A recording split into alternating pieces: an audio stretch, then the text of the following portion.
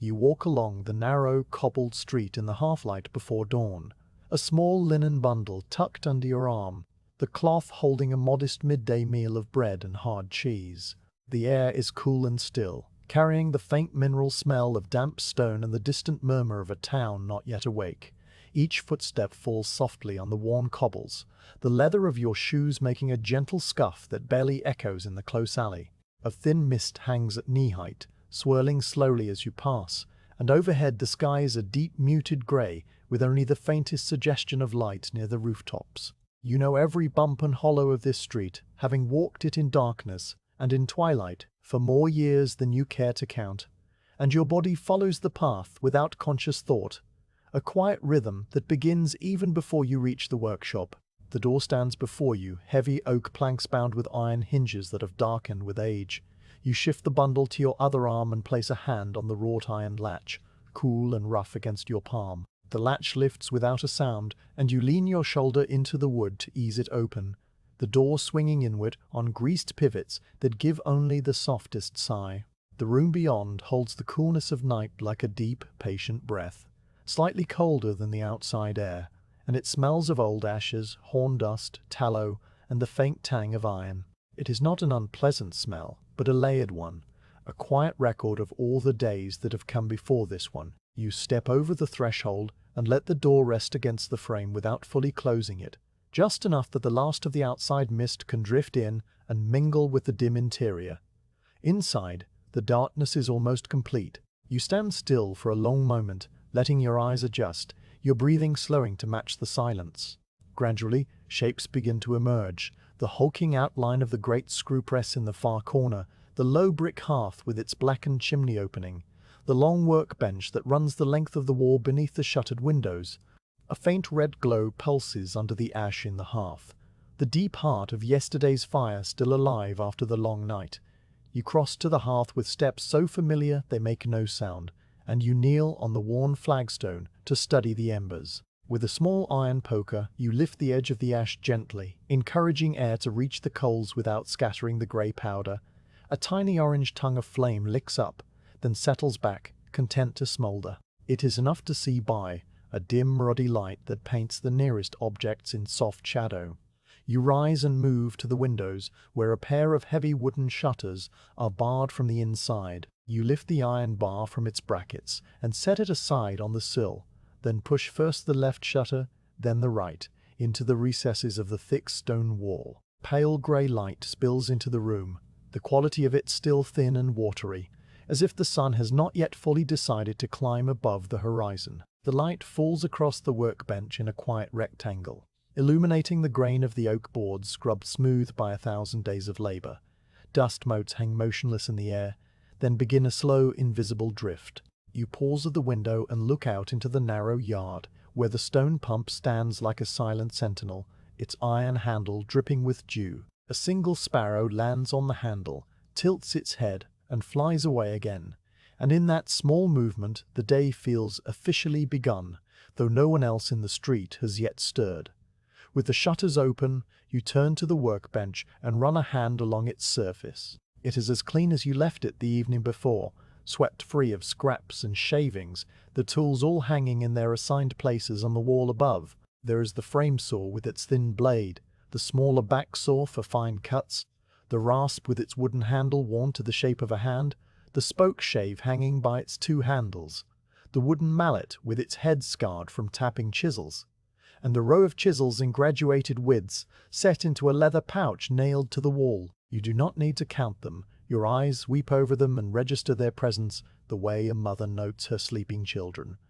The screw press stands in the corner, a massive construction of oak beams and a vertical threaded shaft with a cross handle. Its iron screw gleams dully with the thin coat of tallow you rubbed into it yesterday, and the wooden bed beneath it is bare, waiting.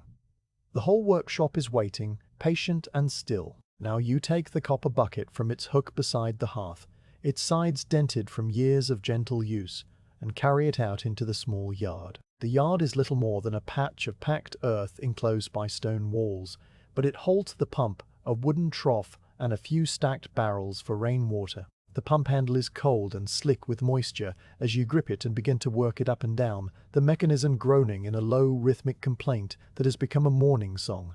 Water gushes out in an uneven stream, splashing into the bucket with a sound that is at once metallic and soft.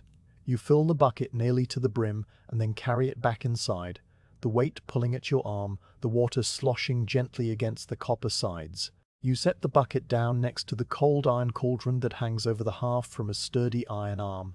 The surface of the water trembles for a moment, then stills, reflecting the grey light from the window like a small, dark mirror. Beside the cauldron rests a second vessel, a large wooden tub with high sides and iron bands, empty now but still slightly damp inside from yesterday's work. You check it with a glance, running a thumb along the rim to feel for any rough spots, finding none. Everything is in order.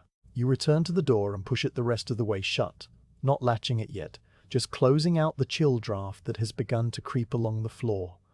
The workshop is now lit by the window and the faint glow of the revived embers. You take a moment to simply stand in the center of the room, your hands at your sides, your weight balanced evenly on both feet.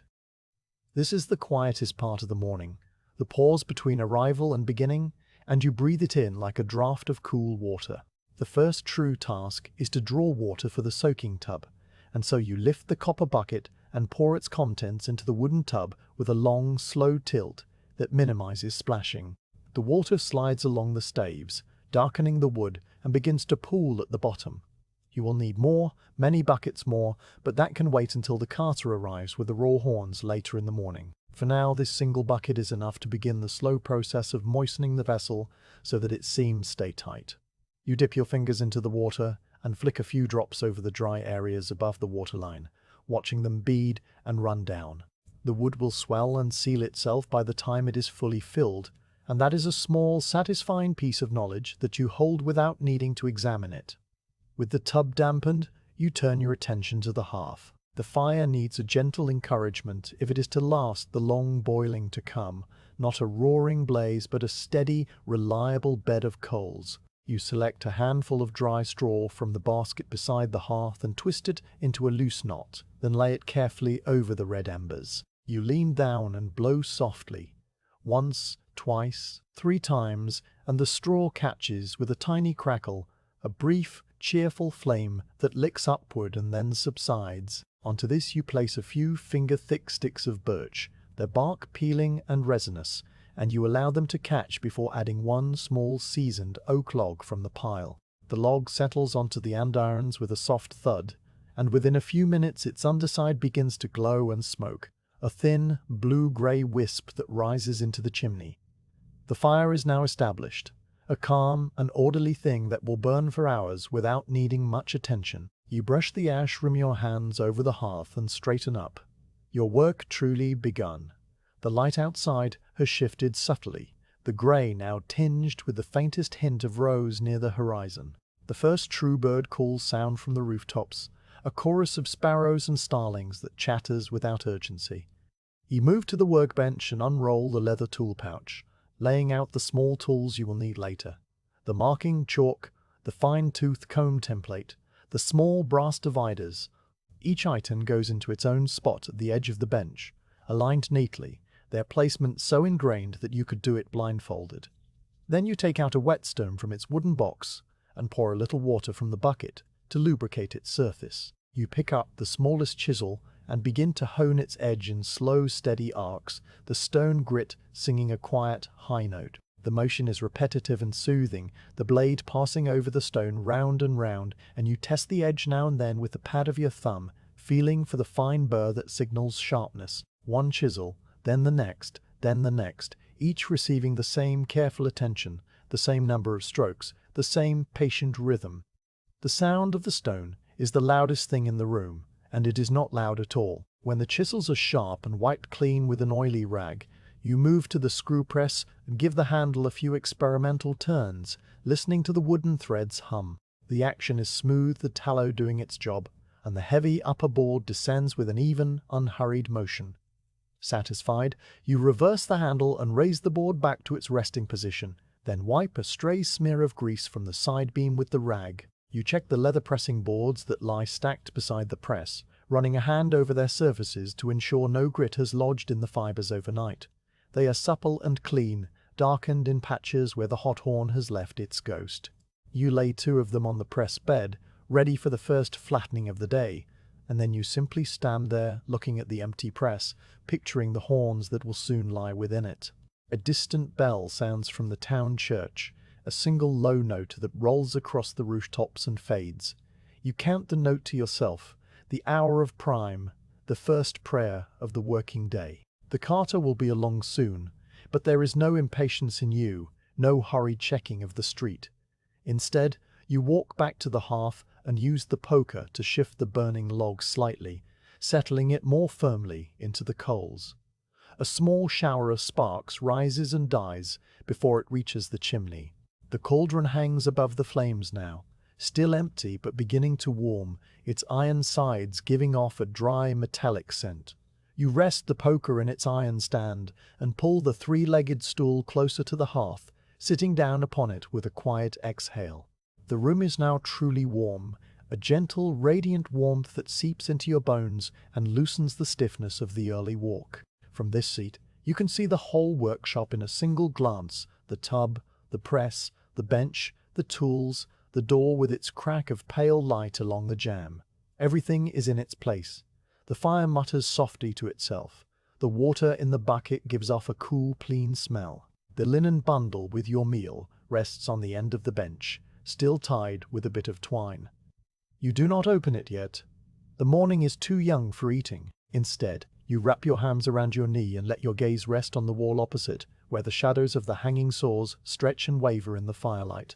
There is nothing to solve, nothing to decide, only the familiar sequence that will unfold step by step until the day is done, exactly as it did the day before and the day before that. The thought brings a quiet peace, a sense of being held in a pattern larger than yourself, and you sit with it for a while, listening to the sparrows quarrel mildly on the windowsill.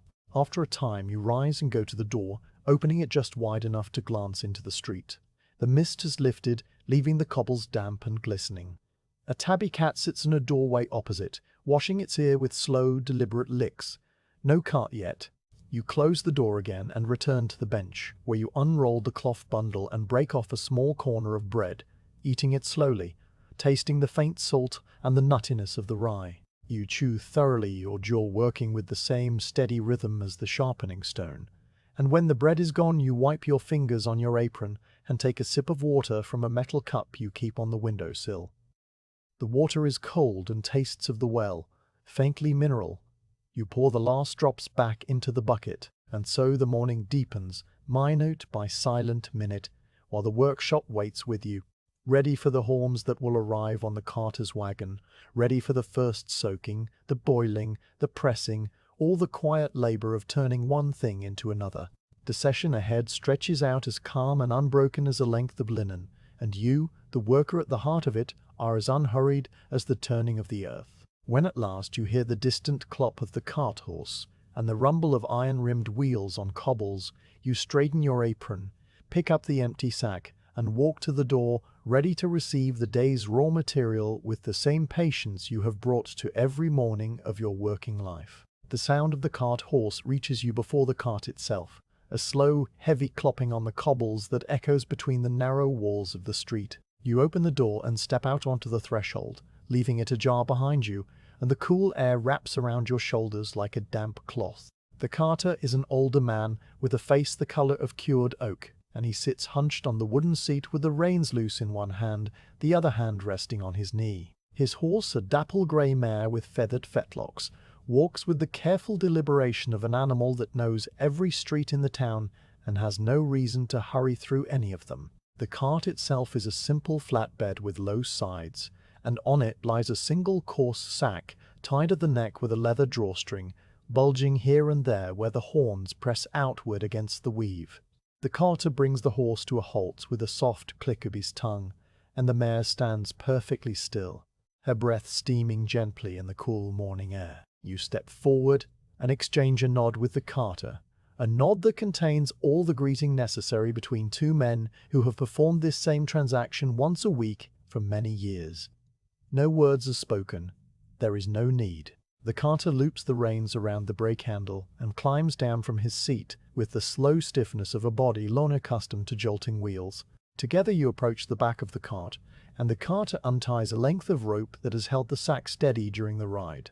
He hefts the sack by its tied neck and swings it toward you with a practiced motion, and you catch it against your chest, absorbing the weight with a slight bend of your knees. The sack is rough and heavy, perhaps 24 horns inside, and it smells of the farmyard, a dry animal scent that rises from the coarse fabric in a faint fume. You adjust your grip, settling the burden against your shoulder, and the carter gives another nod as if to say the exchange is complete. He climbs back onto his seat, flicks the reins once with a whisper, and the mare leans into her collar and pulls the cart away, the iron tires grinding over the cobbles until the sound fades around the corner and the street returns to its deep morning quiet. You carry the sack inside the workshop, closing the door behind you with a backward nudge of your heel. The warmth of the fire meets you at once, a gentle pressure of heat against your cold cheeks, and the scent of the burning oak log now mingles with the new, raw smell of the horns. You cross to the low sorting table, a sturdy bench set at right angles to the main workbench, its surface a thick slab of beechwood that has been scrubbed pale and smooth by decades of use. You lay the sack down on its side, the bulge of horns settling with a soft clunk, and you pause to roll your shoulder where the weight has pressed. The fire murmurs in the hearth. The water in the tub glints faintly from the corner. The tools on the wall continue their silent vigil. Everything is ready, and now the true work of the day can begin. The leather drawstring at the neck of the sack is stiff and dry, and you pick at the knot with your fingernails until it loosens. You do not tug impatiently. The knot will yield in its own time, and you have never yet failed to undo it. When the string comes free, you fold it carefully and set it aside on the corner of the table, where it will wait until the sack is needed again for the offcuts and waste. You then grip the bottom corners of the sack and lift, tilting the open mouth downward over the tabletop. The horns tumble out with a noise that is not quite a clatter and not quite a thud, a hollow, woody sound as they strike the beechwood and each other, rolling a little before coming to rest in a scattered pile. Some are pale, the color of dried grass. Others are dark, nearly black at the tip and fading to a smoky gray at the base. A few are streaked with brown or greenish tones, the record of the earth they once lay upon. The pile is a jumble of curves and spirals, no two alike, and the fine dust rises from them, catching the light from the window in a slow golden swirl before settling back onto the tabletop. You pull the three-legged stool close to the sorting table and sit down, your thighs against the edge of the bench, your hands resting palm up on your apron. For a moment, you simply look at the pile, your eyes moving over the horns without any sense of urgency, noting the general quality of the lot. Some are long and elegantly twisted, suitable for the larger combs or the deeper shoehorns. Some are short and thick, better for a child's comb or a small, sturdy implement. One or two have a squat, misshapen look that speaks of an old injury to the animal, a crack or a scar that the horn has grown around in a lumpy wall. You take a slow breath, smelling the dust and the horn and the distant sweetness of the birchwood fire, and you begin. You reach into the pile and lift the first horn, a medium-sized one with a gentle, even curve and a color like weak tea. Your fingers close around it, feeling the slight roughness of the outer surface, the faint ridges that spiral from base to tip. You hold it up to the light from the window, turning it slowly in your grip so that the pale rays travel along its length. The tip is solid and opaque, a dense cone of pure horn material that will yield the finest, strongest material for the back of a comb. The hollow base flares out in a rough circle, its edge chipped and irregular where it was cut from the bone core on the farm. You peer inside the hollow, tilting the horn to catch the light, checking for cracks that might run up from the cut edge, tiny hairline fractures that would split open during the boiling. You find none. You run your thumbnail along the outer surface, scraping away a fleck of dried mud, and then you set the horn gently on the left-hand side of the table, the beginning of the good pile. The sound it makes as it touches the wood is a soft, solid tap. The next horn is longer and darker, almost a deep mahogany, with a pronounced twist that will make an interesting grain when flattened. You lift it with the same careful grip, the same pace, and you run a finger along a raised line that runs the length of the horn like a seam. This is a growth line, a place where the horn added a new layer over an older one, and you press against it with your thumb to test its strength. It holds firm, so you nod to yourself and place the horn beside the first one on the left, aligning it so that the two lie parallel, their curves pointing in the same direction. The left-hand pile is now 2 horns. You reach for a small stubby horn that sits near the edge of the scattered heap, its surface mottled with patches of pale grey and deep brown. You turn it over in your hands, feeling its weight, which is heavier than it looks. The tip is unusually thick, and the hollow base is so narrow that you can barely fit your little finger inside. This one will not make a full-length comb, but it might be cut down for the rounded top of a shoehorn, where a dense, strong piece is needed. You consider it for a moment, tapping it lightly against the heel of your other hand, and then you place it on the left as well, though you angle it differently from the first two. Assign to yourself that it requires a different purpose. The inspection continues, each horn taking its turn in your hands with the same rhythm, the same unhurried attention. You do not count them, nor do you glance at the door or the fire. Your entire world has narrowed to the surface of the sorting table and the feel of each piece of horn as it passes through your fingers.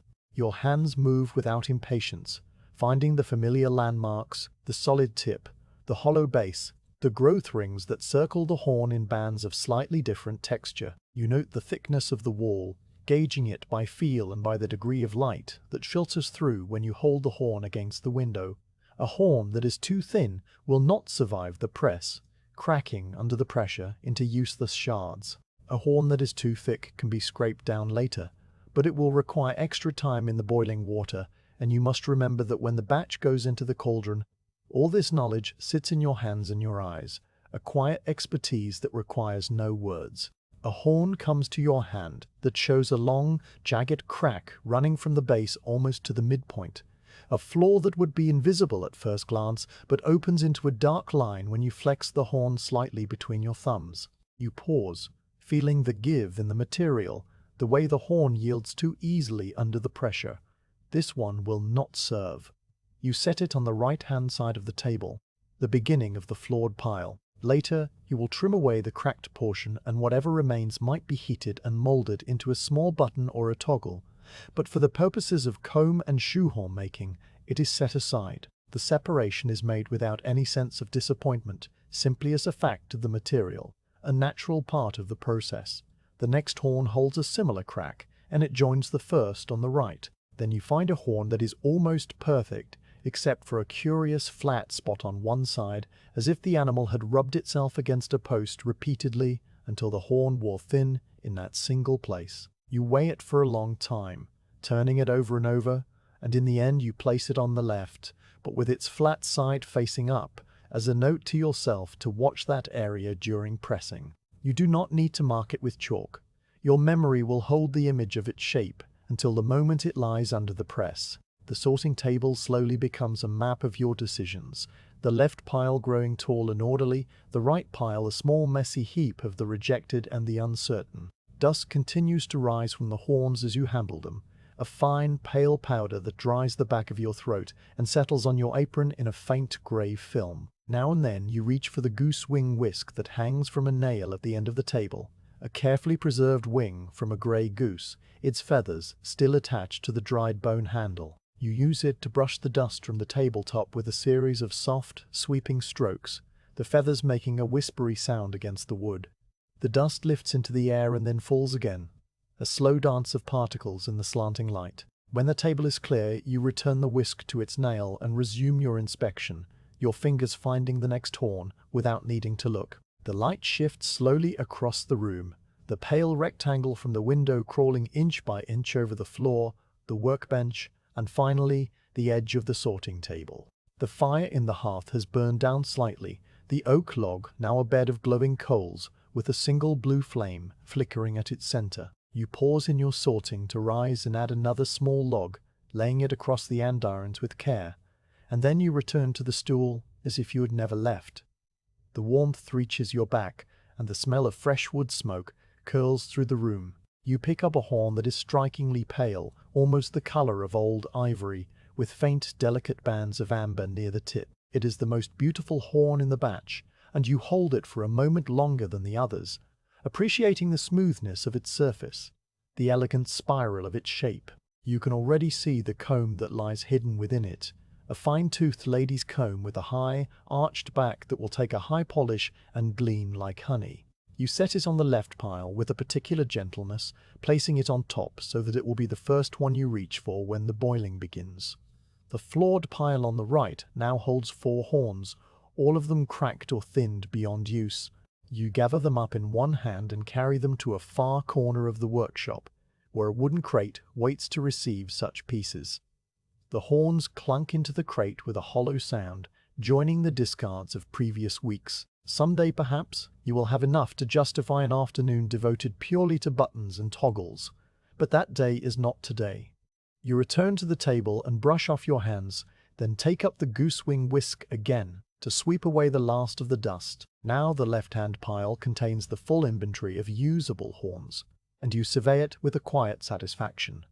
You count them at last, not with numbers spoken aloud, but by letting your gaze travel from one end of the pile to the other, your lips moving slightly. There are 18 good horns, enough for a full day's work and perhaps a little left over for tomorrow's start.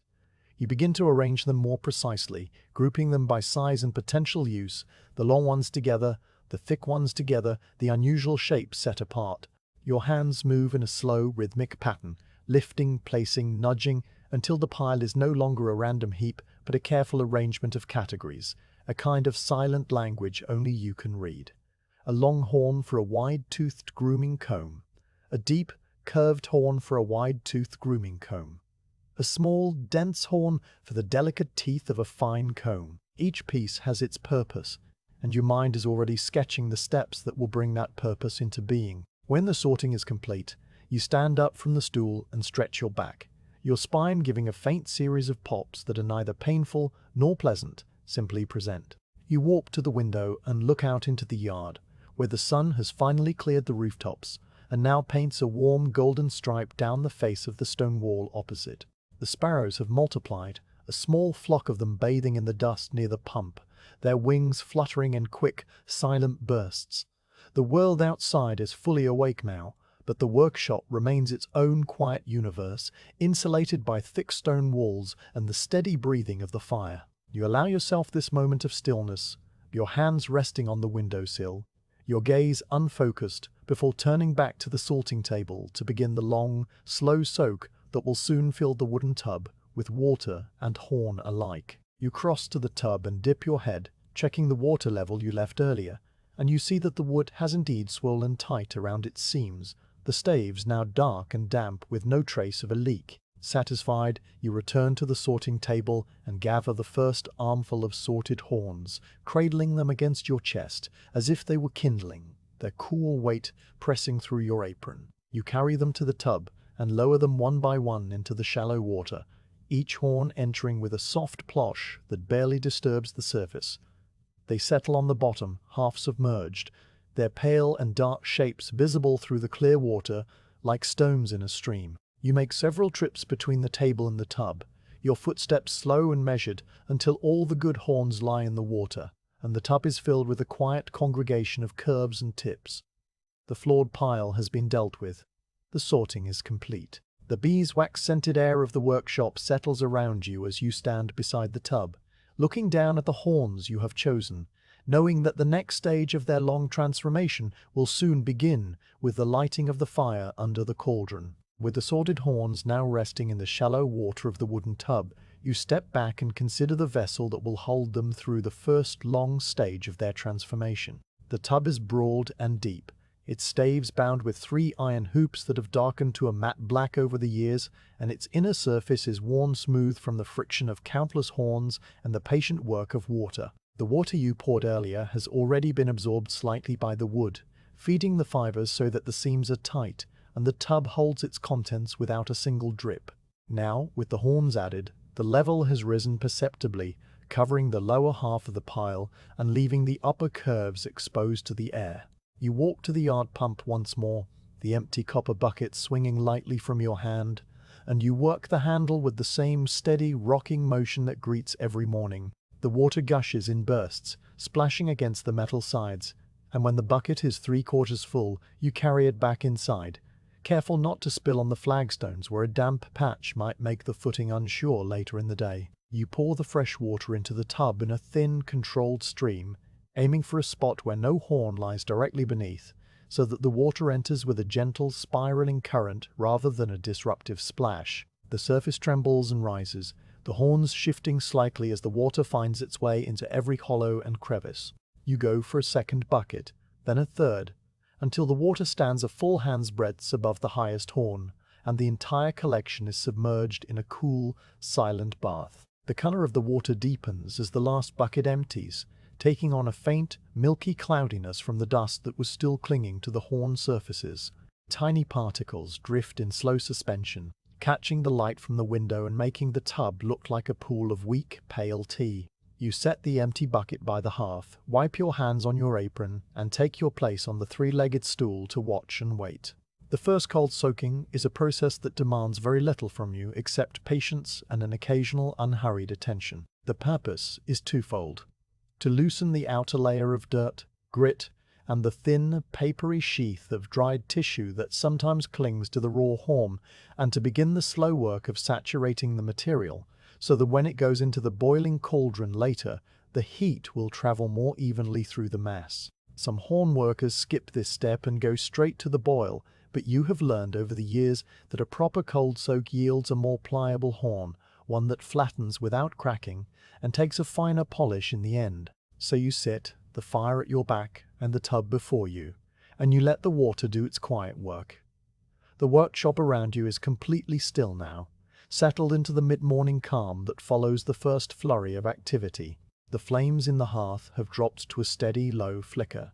The new log you added now well caught, its bark curling away in thin blackened scrolls. The heat it throws is gentle and even, enough to keep the chill from the room without making it overly warm for the soaking tub, which must remain cold to serve its purpose. You shift on the stool, crossing one ankle over the other, and your gaze drifts over the surface of the water, where the submerged horns lie like strange, sleeping creatures. The longest horn, a pale, almost translucent piece with a graceful spiral, rests near the top with its tip just breaking the surface, a tiny island in the miniature sea. A darker horn, the one with the flat spot, has settled on its side, and you can see the flattened area as a slightly lighter patch against the deep brown.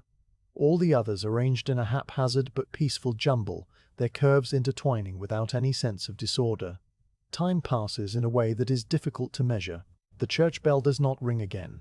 The sun climbs higher, and the rectangle of light from the window moves from the floor to the leg of the workbench and then onto the edge of the sorting table. You do not sleep, but your mind drifts into a state that is close to sleep, a half-aware resting where thoughts come and go without urgency. You think about the day ahead, the sequence of tasks that will follow this soaking, the lighting of the larger fire under the cauldron, the slow bringing of the water to a boil, the careful lowering of each horn into the heat. You picture the press, the way the handle will turn, the sound of the threads humming. You think about the combs and shoehorns that will emerge at the end of the day, each one a small useful object that someone will buy at the market and use for years, perhaps decades, until the teeth wear down or the curve smooths out.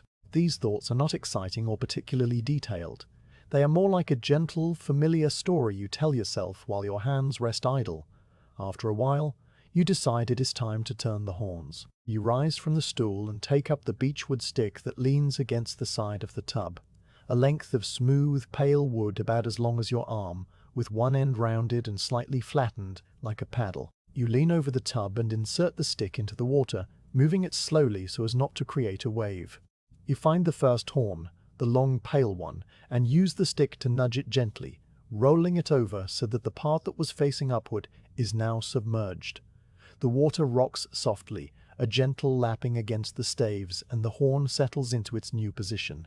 You move on to the next horn, a dark one with a tight spiral, and you turn it too, the stick working with a light, precise touch that you have developed over many days of this exact task.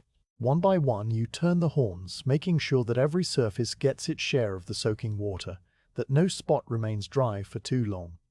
The motion is repetitive and soothing, a slow, circular stirring that barely disturbs the calm. When you have turned the last horn, you lift the stick out and let it drip over the tub before wiping it with a dry rag and returning it to its place. Then you walk around the room, not because you need to check anything in particular, but simply to move your legs and keep the stiffness from settling in.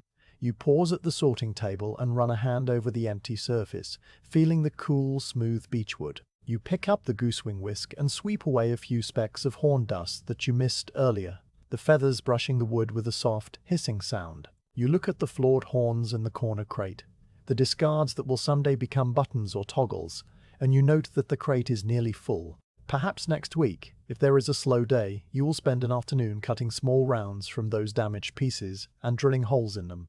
The thought passes, and you move on. At the screw press, you pause again, drawn by habit, to check the mechanism. You place a hand on the massive wooden cross handle and give it the slightest turn, just enough to feel the threads engage. The movement is smooth, the tallow still fresh and slick. You lean down and peer at the iron threads where they emerge from the wooden nut, and you see a tiny smear of tallow that has gathered a bit of dust. You fetch the oily rag from the workbench and wipe the thread clean, then apply a fresh dab of tallow from a small earthenware pot that sits on a shelf near the press. The tallow has the consistency of soft butter and the color of pale cream, and it smells faintly of mutton, a clean, waxy scent. You work it into the threads with your fingertip, turning the handle a quarter turn forward and back to distribute the grease evenly. Satisfied, you wipe your hands on the rag and let the press be. The window draws you next, and you stand before it, looking out into the yard where the sun has now fully claimed the space. The patch of dust where the sparrows were bathing is empty now, but a few of them perch on the roof ridge, their small, round bodies silhouetted against the pale blue sky. The stone pump stands in its own pool of dampness, and the water trough beneath it glistens where the sun strikes it. A light breeze moves through the yard, enough to stir a few dry leaves on the ground, but not enough to make a sound. You open the shutter a little wider to let in the fresh air, and a cool draught flows into the workshop, mixing with the warmth of the fire and stirring the faint scent of horn dust that hangs in the air. You breathe deeply, filling your lungs with a clean outdoor smell, and then you leave the shutter as it is and return to the stool by the tub. The horns have been soaking now for perhaps an hour, though you have no clock to measure by, only the shift in the light and the feel of the day in your bones. You lean over the tub and peer into the water, which has grown slightly more cloudy as the dirt loosens from the horn surfaces. A fine layer of sediment has begun to settle on the bottom, a pale, silty deposit that you will need to rinse away before the boiling. You dip a finger into the water, which is now quite cold, the stone walls of the workshop and the chill of the freshly pumped well water having kept it far below the temperature of the room. The coldness is good. A slow, cold soak is what the horn needs. You withdraw your finger and watch the ripples spread in perfect, diminishing circles. Now you sit again, and this time you allow yourself to close your eyes briefly, just for a moment, while the fire warms your back, and the stillness of the room wraps around you. The sound of the workshop is not silence, but a composite of tiny, soft noises. The soft tick of the dying fire, the occasional drip of water from the pump outside, the distant coo of a pigeon on the roof. These sounds are so familiar that they are almost a silence in themselves, a background to thought. You think about the horns in the tub, the way the water is slowly penetrating the outer layers, softening the dirt and the thin, rough sheath that covers the solid horn. You imagine the water molecules seeping into the tiny pores of the material, loosening the bonds that hold the impurities to the surface. It is a small, gentle miracle that you have witnessed 1,000 times, and it never ceases to feel like the right beginning to the day's work. A cart passes in the street outside, its wheels rumbling over the cobbles, and you open your eyes at the sound. It is not your carter, who will not return until next week, but some other vehicle going about its business. The sound fades, and the workshop returns to its quietude. You rise and go to the tub once more, this time not to turn the horns, but simply to observe them. The water is still, the horns motionless, the sediment settled. All is well. You walk to the workbench and take up the small brass dividers, not because you need them now, but because your hands like to hold something while you think. The dividers are cool and precise, Their two legs joined by a curved spring and adjusted by a small brass wheel. You open and close them a few times, feeling the smooth action, then place them back exactly where they were. The time for turning the horns comes around again, and you repeat the process with the beechwood stick, rolling each horn gently in the water, reversing its position so that the soak is even. This time you notice a small piece of loose sheath that has detached from one of the horns and floats in the water like a pale, translucent petal. You scoop it out with the tip of the stick and drop it into the ash bucket beside the hearth. It will burn later, along with the other waste. The water ripples, then stills again, and you feel a quiet sense of satisfaction that the soaking is doing its job. The morning has now stretched well into its middle hours, and you decide that it is time to prepare for the next stage while the horns continue their cold bath. You go to the fire and add another small log, not because the fire is dying, but because the boiling will require a much stronger heat, and it is easier to build upon a solid bed of coals than to start fresh. You use the poker to break up the current log, which has burned down to a glowing hollow shell, and you push the pieces together into a tight, hot mound. Then you lay 2 fresh logs across the andirons, close together but not touching, so that the air can circulate. The flames lick up between them eagerly, and within a few minutes the heat from the hearth intensifies, a warm front that pushes against your face as you kneel before it. You remain there for a moment, enjoying the heat, before standing and brushing the soot from your knees. The cauldron still hangs empty above the growing fire, its iron sides now taking on a faint shimmer of heat. You touch the rim experimentally and find it warm, but not yet hot. Soon you will fill it with water from the tub, straining out the sediment as you go, but not yet. The soaking still has a little more time to run. You decide to use this interval to inspect the leather pressing boards more thoroughly than you did at dawn. You take each board from the stack, hold it up to the light, and run your hand over both faces. The leather is darkened in the center from repeated contact with hot horn, and the edges are slightly worn, but there are no cracks, no embedded grit. One board has a small, shiny patch where a horn once stuck and left a residue of its surface, but the patch is smooth and will not mark the next horn. You set the boards back, aligning them neatly, and return to your stool. The world outside the workshop has fully awakened. You can hear the distant murmur of the town, the calls of vendors, the bark of a dog, the clang of a blacksmith's hammer from somewhere across the parish. But these sounds are muted by the thick stone walls, and they barely penetrate the quiet bubble of the workshop. You are content in this separateness, this small domain of horn and fire and water. You look at the tub, where the horns have now been soaking for long enough, and you nod to yourself, a small private acknowledgement that the first stage of the day is nearly complete. Soon you will drain the soiled water, strain the sediment, fill the cauldron, and bring the heat to a steady boil. But for a few more minutes you simply sit, hands folded on your lap, while the horns finish their cold, quiet bath and the fire builds its strength for the work to come. The cold soaking has done its quiet work, and the time has now come to bring heat into the heart of the day. You rise from the stool and cross to the hearth with a sense of purpose that is steady rather than hurried. Your footsteps soundless on the worn flankstones, your shadow stretching long and soft behind you in the firelight. The fire you have been tending all morning has burned down to a deep, glowing bed of embers, perfect for the gentle warmth of the room but far too low for the task that lies ahead. The cauldron, that great black iron vessel, hangs from its iron arm above the hearth, its curved belly still cool enough to touch, though the air around it shimmers faintly with heat. You stand before it for a moment, appraising the situation with eyes that have seen this same sequence unfold more times than memory can hold, and you know exactly what must be done. You begin by clearing the hearth of any stray ash that has drifted beyond the fire zone during the morning, using the small hand broom made of bound birch twigs that hangs from a hook on the chimney breast.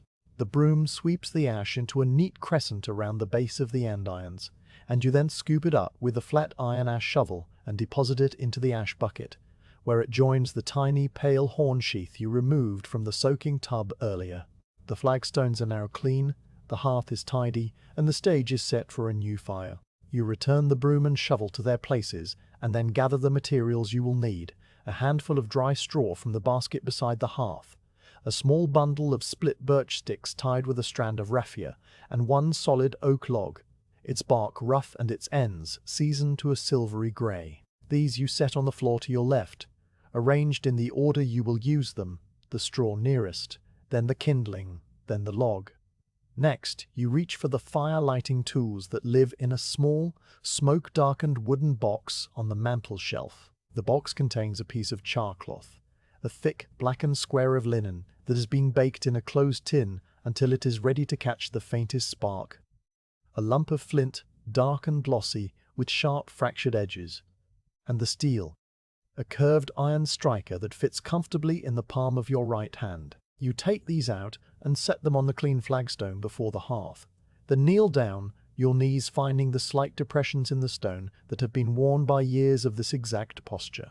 The firebed glows softly before you, a carpet of orange and deep red, and you take a moment to study it, identifying the hottest spots where the embers are thickest. Into this glowing bed you will coax a new, vigorous flame, and you begin by selecting the best ember to serve as a starting point, using the tip of the poker to drag a particularly bright coal to the center of the fire zone, where it sits like a tiny pulsing heart. Now, you take the charcloth and tear off a small piece, about the size of your thumbnail, and you lay it on a flat stone near the ember. You pick up the flint in your left hand and the steel in your right, holding the flint steady above the charcloth. You strike the steel against the flint with a short, sharp motion, and a tiny shower of orange sparks scatters downward, each spark winking out before it touches the cloth.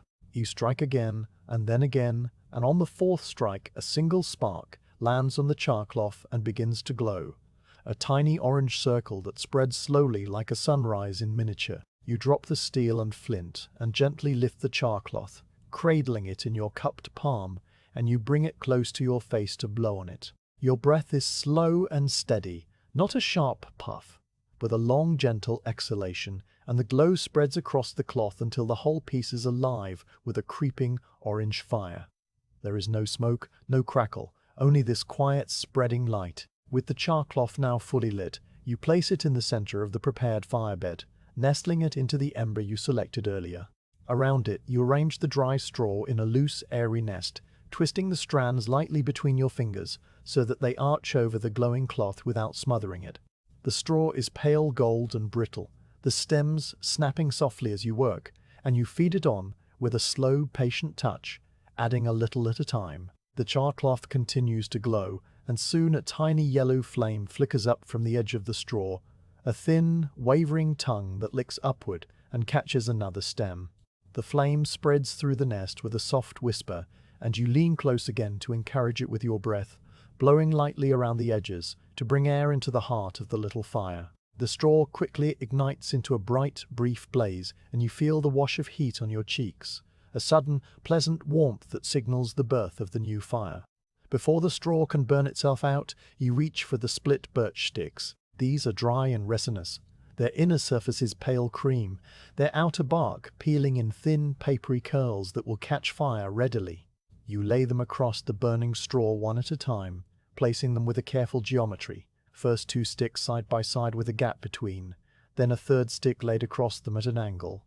The flames lick around the birch, darkening the wood and then engulfing it, and the smoke that rises is thin and blue-grey, smelling sharply of resin and forest. The fire changes tone as the birch catches, the soft fluttering of the straw giving way to a steadier, more solid crackling, the sound of wood taking hold of the fire. You add a few more sticks, building up the structure into a small tipi-like shape, and soon the fire is burning with a cheerful orange vigor, the flames reaching a hand's height above the andirons. Now you wait for this kindling fire to establish itself, for the birch to burn down slightly and create a bed of new, hot embers. You remain kneeling on the hearth, your hands resting on your thighs, your eyes watching the flames with a quiet, hypnotic attention. The fire dances without hurry, consuming the birch in a methodical progression, the sticks first blackening, then glowing, then collapsing into a pile of incandescent coals. The heat intensifies, pushing against your face and chest, and you shift back a little on your heels to stay comfortable. The room begins to fill with a warm, woody fragrance of burning birch, a clean scent that overlays the older smells of horn dust and tallow. The fire is now ready to receive the oak log, that dense, seasoned block of wood that will burn for hours, providing the steady, reliable heat required to bring the cauldron water to a boil and keep it there. You lift the oak log in both hands, feeling its weight, its rough bark pressing against your palms. You set it gently on the andirons, positioning it so that it lies directly over the center of the burning kindling bed, its ends resting on the iron supports. For a moment, nothing happens. The log seems to resist the flames, its thick mass absorbing the heat without showing any sign. Then a tiny wisp of smoke curls from a crack in the bark, followed by another, and a small blue flame appears at the end of the log, flickering tentatively. You watch as the flame grows, spreading along the underside of the log, and soon the oak is burning steadily, its surface darkening and forming deep glowing fissures. The fire is now fully established, a solid, mature blaze that will need very little tending for the next several hours. You rise from your knees with the familiar stiffness in your joints, brush the soot from your apron, and turn your attention to the cauldron. The cauldron hangs directly over the fire now, its iron sides beginning to absorb the rising heat. You place your palm near the metal without touching it, and feel the warmth radiating outward, still gentle but growing. The time has come to fill it with the soaking water from the wooden tub, but first you must strain that water to remove the sediment and loosen dirt that would otherwise settle in the cauldron and perhaps cling to the horns as they boil. You fetch the coarse linen straining cloth from its nail on the wall, a square of fabric hemmed on all four sides, stained a permanent pale brown from repeated use. You also collect a large wooden ladle that hangs beside the cloth, its bowl deep enough to hold a generous amount of water. With these items in hand, you walk to the tub and begin the slow, careful process of transferring the water. The straining cloth is draped over the mouth of the cauldron, its edges held in place by 4 small iron clips that grip the rim. You test the cloth to ensure it is secure, then dip the ladle into the tub, submerging it beside the horns that lie quietly beneath the surface. You lift the ladle full of cloudy water and pour it through the straining cloth into the cauldron, the water passing through the linen with a soft gurgling sound and leaving behind any particles of dirt or horn debris that was suspended in it. You repeat this motion many times, dipping and pouring, each ladleful bringing the water level in the cauldron higher while the tub gradually empties. The process is rhythmic and repetitive, your arm finding the same arc each time, the ladle scraping against the wooden stave of the tub before you lift it, the water streaming through the cloth in a steady, brown-tinted flow. As the water level in the tub drops, the horns begin to emerge, their wet surfaces glistening in the firelight, and you pause now and then to rearrange them with the beechwood stick so that they remain in the small remaining puddle, still moist. When the tub is nearly empty, with only a few inches of silty water remaining around the horns, you set the ladle aside and remove the straining cloth from the cauldron. The cloth is now damp and streaked with a fine, dark sediment, and you carry it to the yard, where you shake it out over the drain, the dirt falling away in a small cloud. You rinse it under the pump, wring it out, and hang it back on its nail to dry. Returning to the cauldron, you see that the water level is still a few hands shy of the scratched line on the inner metal wall, the mark that indicates the proper volume for boiling a batch of horns. You take up the copper bucket once more and go to the pump, where you fill it with fresh, cold water. Back and forth you walk, the bucket heavy in your hand, the water sloshing gently, until you have poured enough into the cauldron to bring the level exactly to the scratched line. The fresh water mingles with the strained soaking water, and the color lightens to a pale, translucent amber. Now the cauldron is full, and the fire is burning strongly beneath it. You settle onto your 3-legged stool, pulling it to a spot where you can sit comfortably with the hearth on your left and the tub of still wet horns on your right. The workshop is warm now, the air holding a damp, steamy quality before any steam has yet formed, the promise of the heat that is about to rise. You wait, watching the cauldron with a relaxed, patient attention. At first, nothing visible happens. The iron grows warmer, the surface of the water is utterly still, and the only sound is the low, contented murmur of the fire. But after a time, you begin to notice the faintest change. A thin, transparent shimmer just above the waterline, where the heat escaping from the surface distorts the air in invisible, wavering columns. You lean forward slightly and see a tiny bead of condensation form on the inner wall of the cauldron, just above the water, which slowly grows and then trickles back down. The first true vapor appears as a delicate wisp, so thin that you might miss it if you looked away. It rises from the center of the water, a pale, ghostly thread that curls upward and vanishes almost instantly. Then another wisp appears, and another, each one lasting a little longer than the one before. Soon a steady column of steam is ascending from the cauldron, a soft, silent fountain that billows gently upward and spreads under the ceiling before finding its way to the open window, where it is drawn out into the cool, outside air. The steam carries with it a smell that is at once clean and faintly animal, the pure, mineral scent of heated well water mingled with the deeper, earthier odor of the soaking horns, a rich, organic note that is not unpleasant, but deeply familiar, the smell of transformation beginning. You sit on your stool and watch the small bubbles begin to form on the inner surface of the cauldron, tiny spheres of air that cling to the iron like dewdrops on a leaf. They appear first near the bottom where the metal is hottest, and they grow slowly, detaching one by one to rise through the water and pop at the surface with a sound so faint it is barely a sound at all. The bubbles multiply as the minutes pass, lining the cauldron sides in a glistening pattern, and the water begins to tremble, a faint rolling motion that shivers the surface. You can now hear the water, a low, humming whisper that rises and falls with the fire.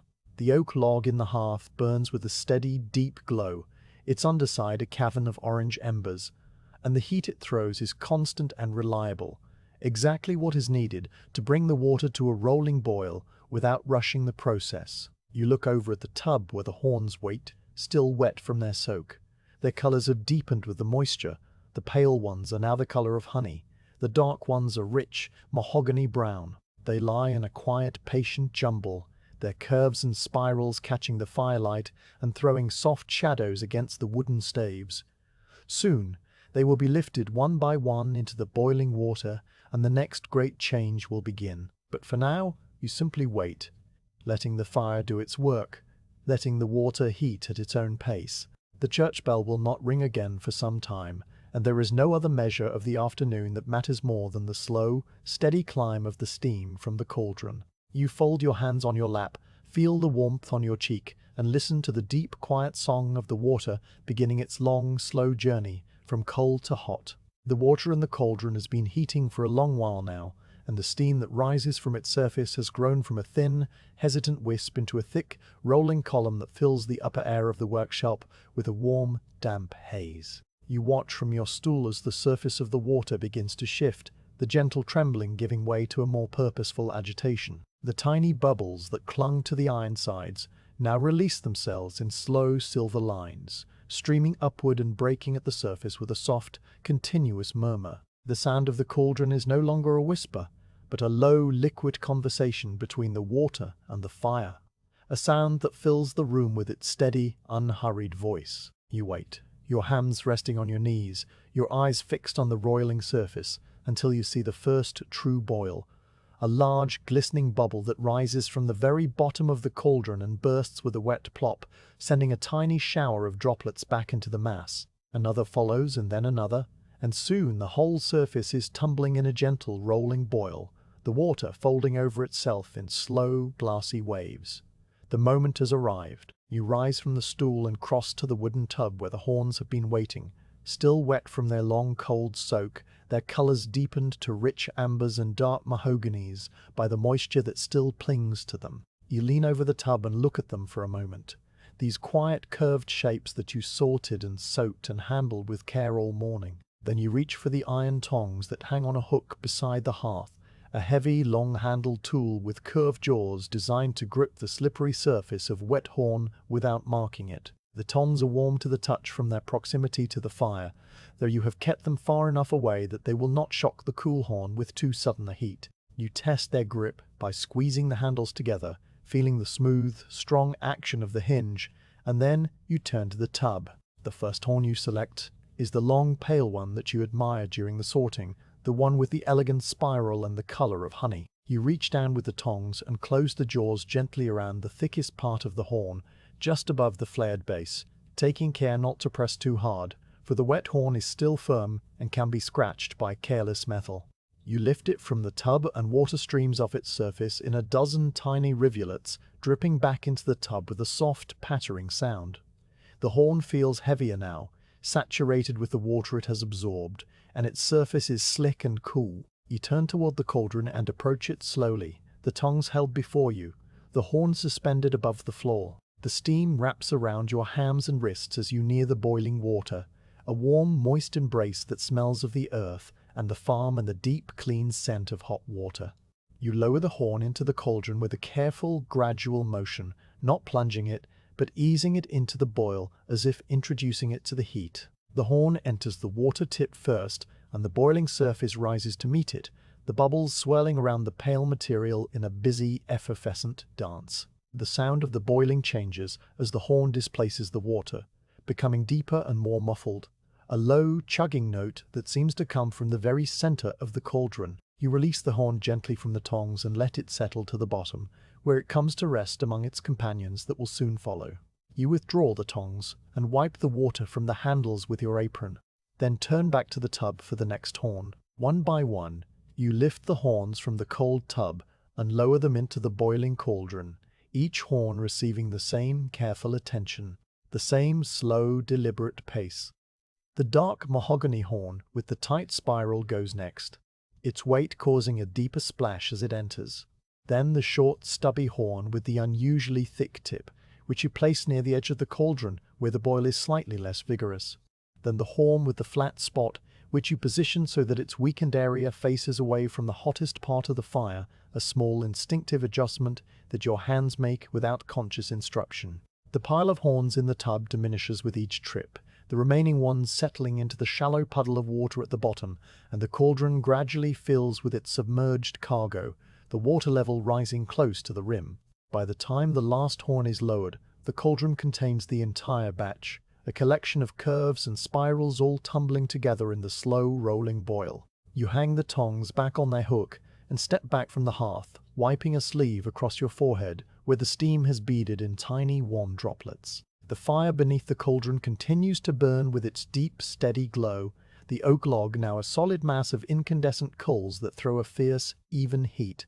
The boiling water churns around the horns, and you can see them through the steam, shifting gently on the bottom of the cauldron, their shapes wavering in the distorting lens of the hot water. The smell of the workshop has intensified, the clean steam now heavily laced with the rich animal scent of the heating horn, an odor that some might find strong, but that you have long since come to associate with the heart of your craft.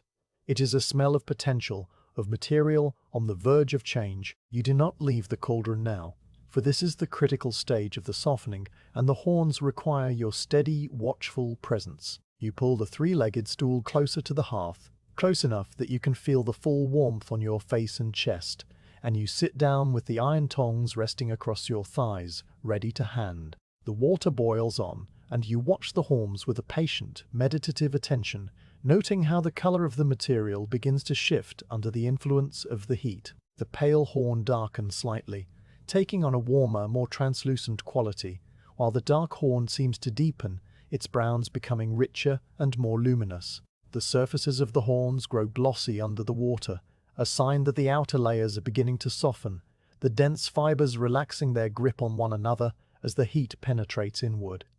After a time, you judge that the first check is due. You rise from the stool and take up the tongs, leaning over the cauldron to peer through the steam.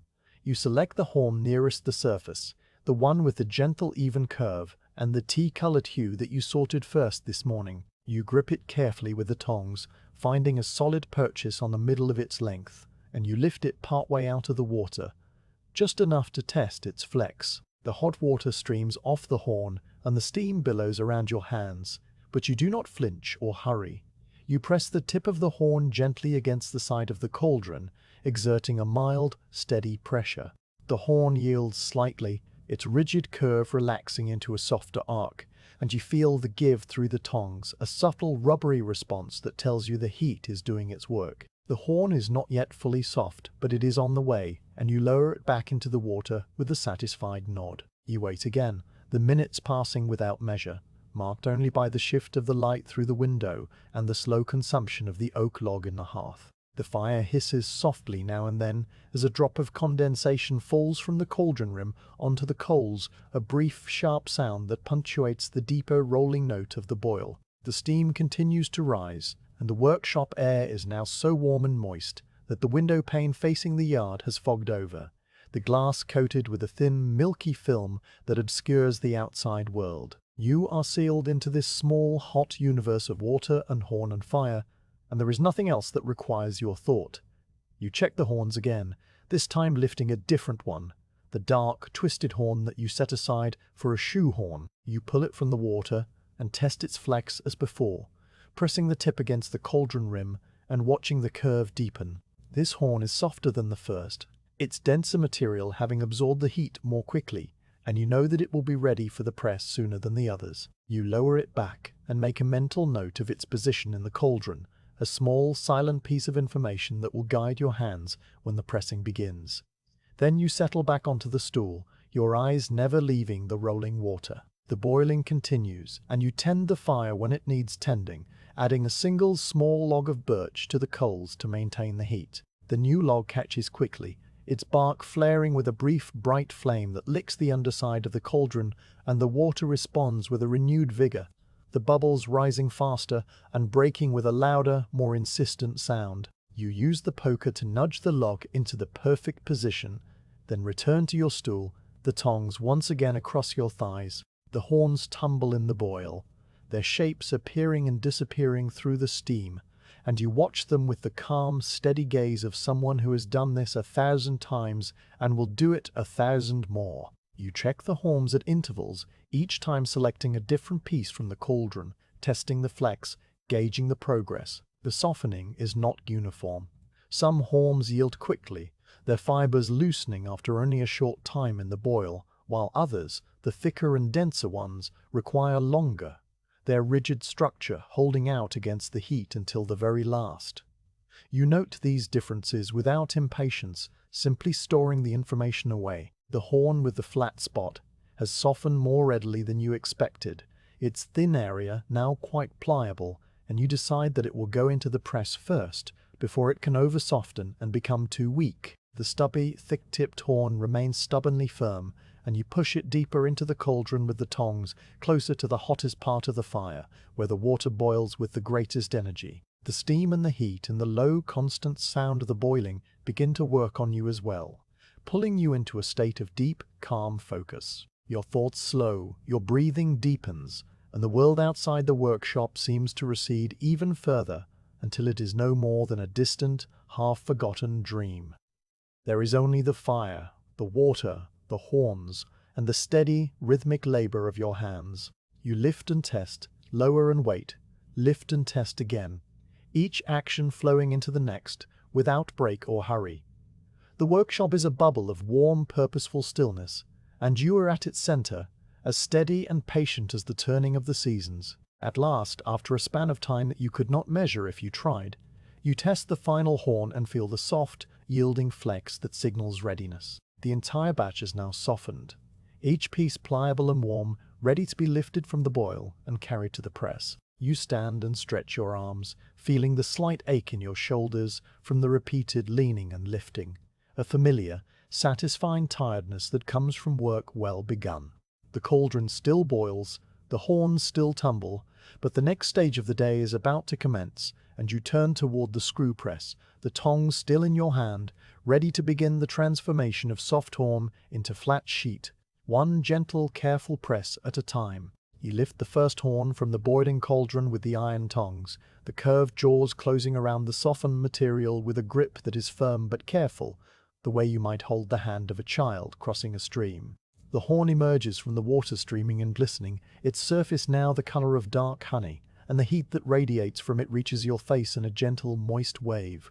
You turn from the hearth toward the screw press, the tongs held steadily before you, the hot horn trailing wisps of steam that curl and vanish into the warm air of the workshop.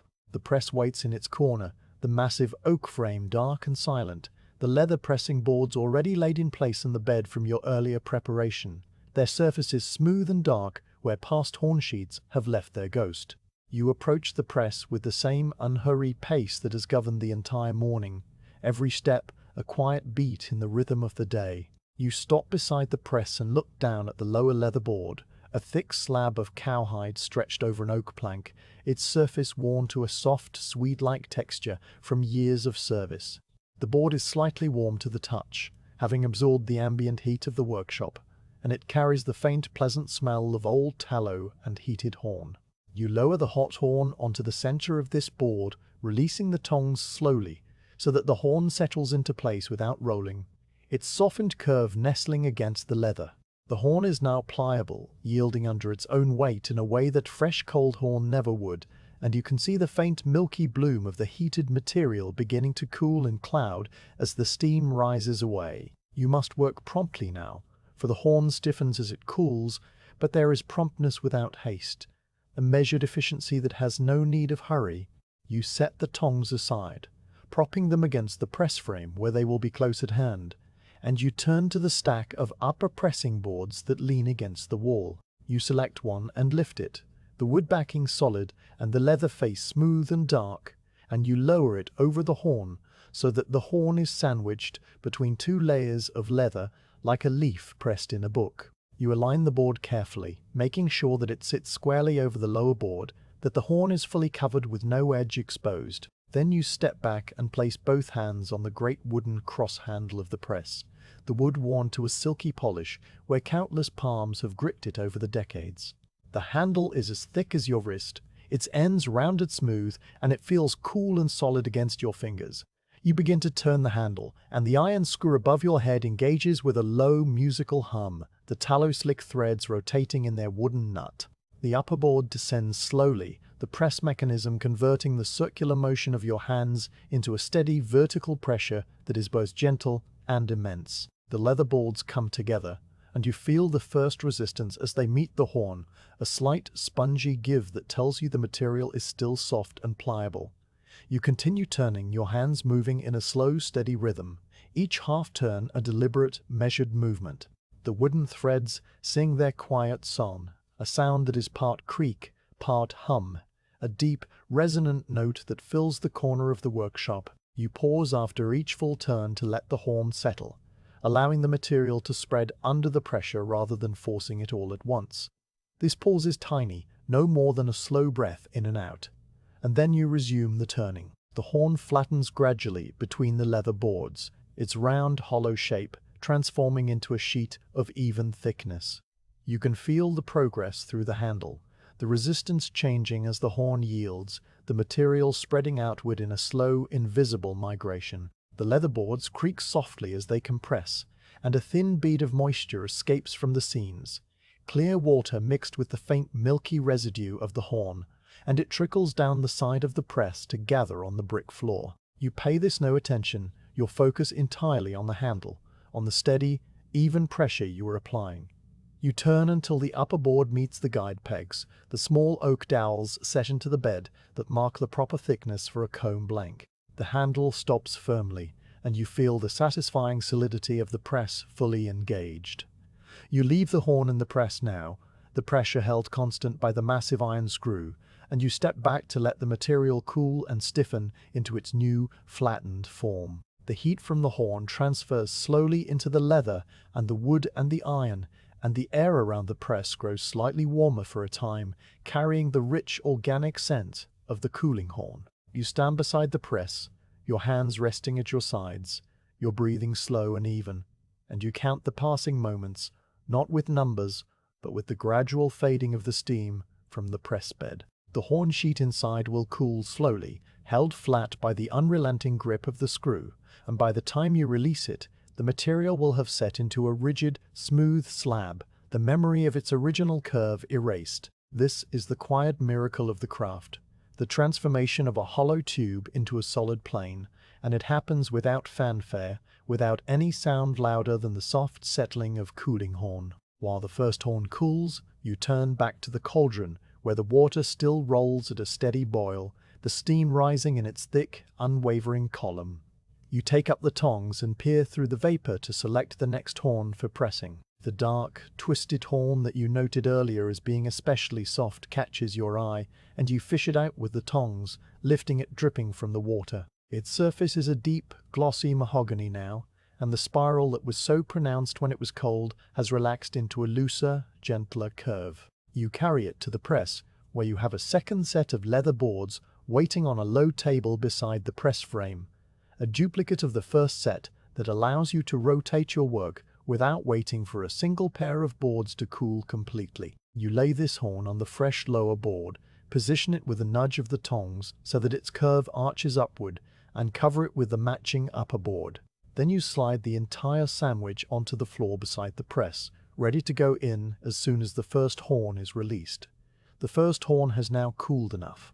You test this by touching the edge of the leather board with a moistened fingertip, and the water does not sizzle or steam.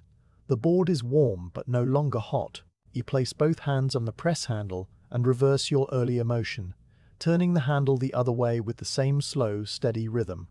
The iron screw winds softly as it releases, the threads humming a slightly higher note as the pressure lifts. The upper board rises, and the flattened horn is revealed, lying on the lower leather like a strange, translucent pancake. You lift the upper board off and set it aside, and then you look at the horn sheet, a roughly oval slab of material, still warm to the touch, its surface rippled with the faint grain of the horn and the subtle texture of the leather that pressed it.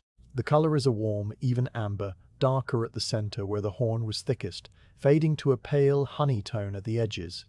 You run a finger lightly over the surface, feeling its smoothness, checking for any cracks or bubbles or thin spots.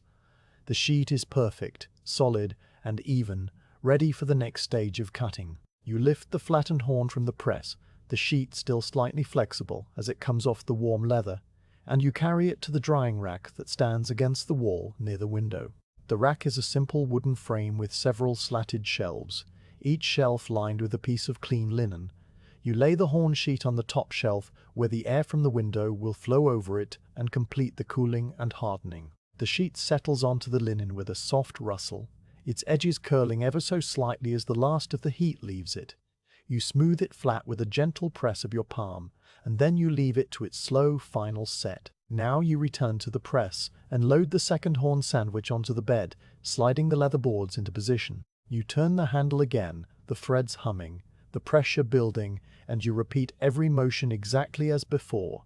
The slow, even turns, the pauses between each half turn, the descent of the upper board until it reaches the guide pegs. The dark, twisted horn yields under the pressure, its spiral collapsing into a flat sheet of deep, rich brown, the grain of the horn spreading out in a swirling pattern that catches the light. You leave it to cool, and while it does, you go back to the cauldron for the next horn, the short, stubby one with the thick tip that you pushed deeper into the boil earlier. The tongs find it near the bottom, and you lift it out, the water sheeting off its dense, heavy form. And so the sequence repeats, a slow circular dance between the cauldron and the press, each circuit taking its own measured time, each step a mirror of the one before. You lift a horn from the boil, the steam warming your face. You lay it on the leather board, the pliable material settling into place. You cover it with the upper board, the leather smooth and dark.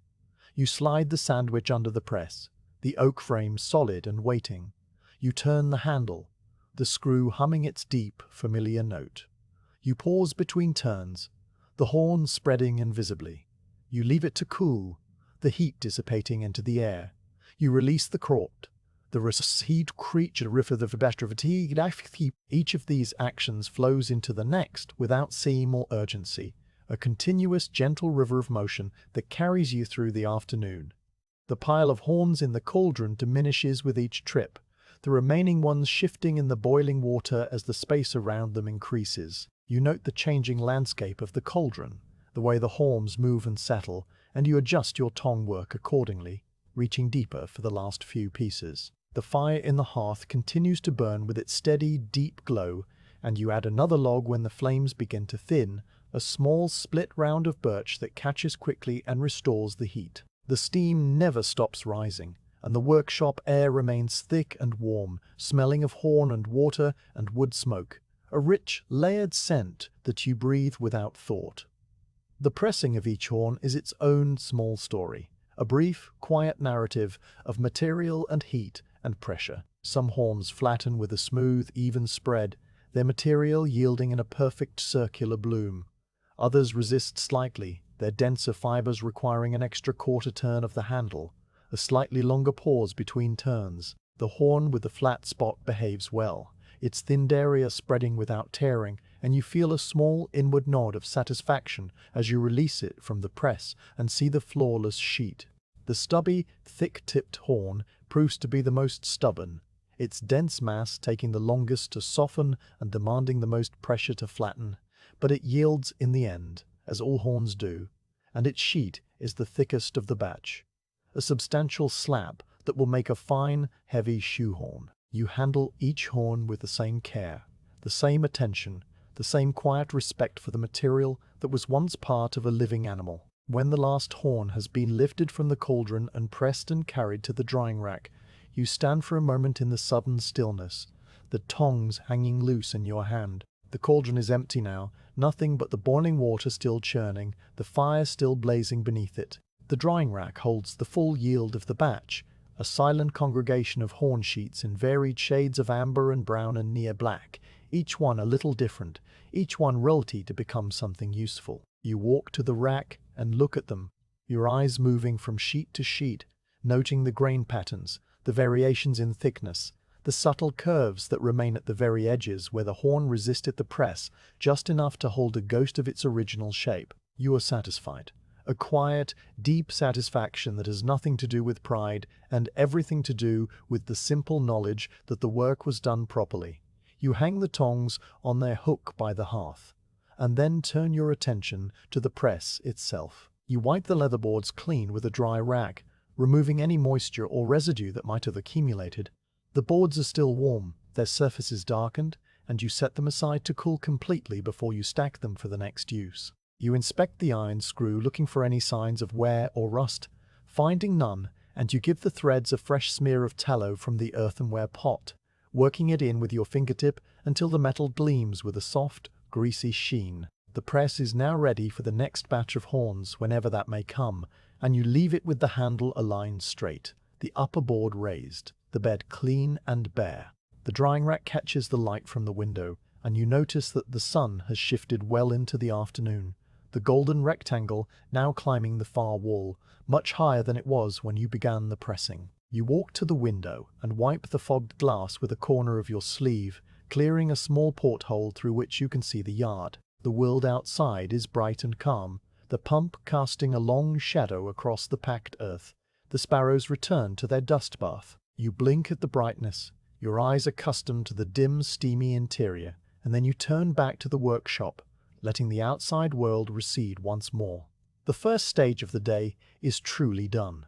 The horns have been soaked, boiled, and pressed into flat sheets. The next stage, the marking and cutting of the comb blanks and the shaping of the shoehorns, lies just ahead.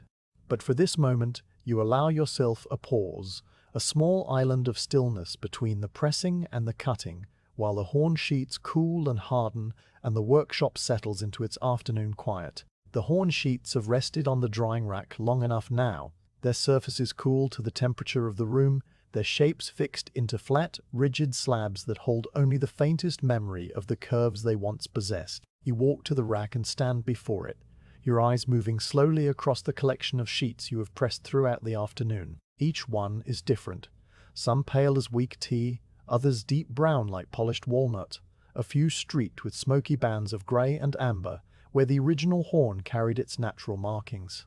The light from the window falls across the rack in a soft golden slant, and the horn sheets catch this light and hold it, glowing faintly from within, as if the heat of the pressing still lingered somewhere deep in the material. You reach out and touch the nearest sheet with the back of your fingers, feeling its cool, smooth surface, the faint grain that runs across it like the grain in a piece of wood, subtle and regular. The sheet is hard again, fully set, and it makes a faint solid tap when you rap it gently with your knuckle. The time for cutting has arrived. You gather the sheets from the rack, lifting them one at a time with both hands, careful not to let their edges clatter against one another, for the horn is now brittle at the very rim where it is thinnest and could chip if handled roughly. You carry the stack to the main workbench, the long, scarred oak surface that stretches beneath the window, and you set the sheets down in a neat pile at the far left corner, aligning them so that their edges are flush. The workbench has been waiting all day for this moment, its surface swept clean and its tools laid out in readiness from your early morning preparations. You take a moment to review the arrangement, the small brass template for combs, the chalk stone sharpened to a fine point, the frame saw with its hair-thin blade, the notched jig for guiding the teeth that will come later. Everything is in its place, just as it was when you set it out hours ago, and you feel the quiet satisfaction of having prepared well. You take the first horn sheet from the pile, the pale, honey-colored one that came from the long, elegant horn you admired during the sorting. The sheet is roughly oval, its edges slightly irregular where the horn spread unevenly under the press, and its surface is smooth with the faint, swede-like texture left by the leather pressing boards.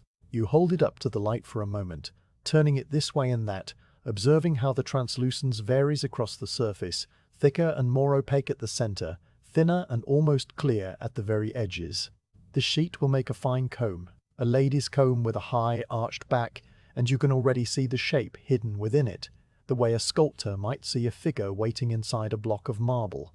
You lower the sheet to the workbench and place it flat, the best side facing upward, and you take up the brass template. The template is a thin, flat piece of brass, cut and filed into the exact shape of the finished comb, a long rectangle with a gracefully curved top and a row of fine teeth extending downward from a solid spine. Its edges are smooth from years of handling, and it glows with a soft, mellow gleam in the afternoon light. You lay the template on the horn sheet, moving it around gently to find the best position, the place where the grain of the horn aligns with the curve of the comb and the thickness of the sheet is most even. You shift the template a fraction to the left, then a fraction back, testing the fit with a patient, circling motion of your hand.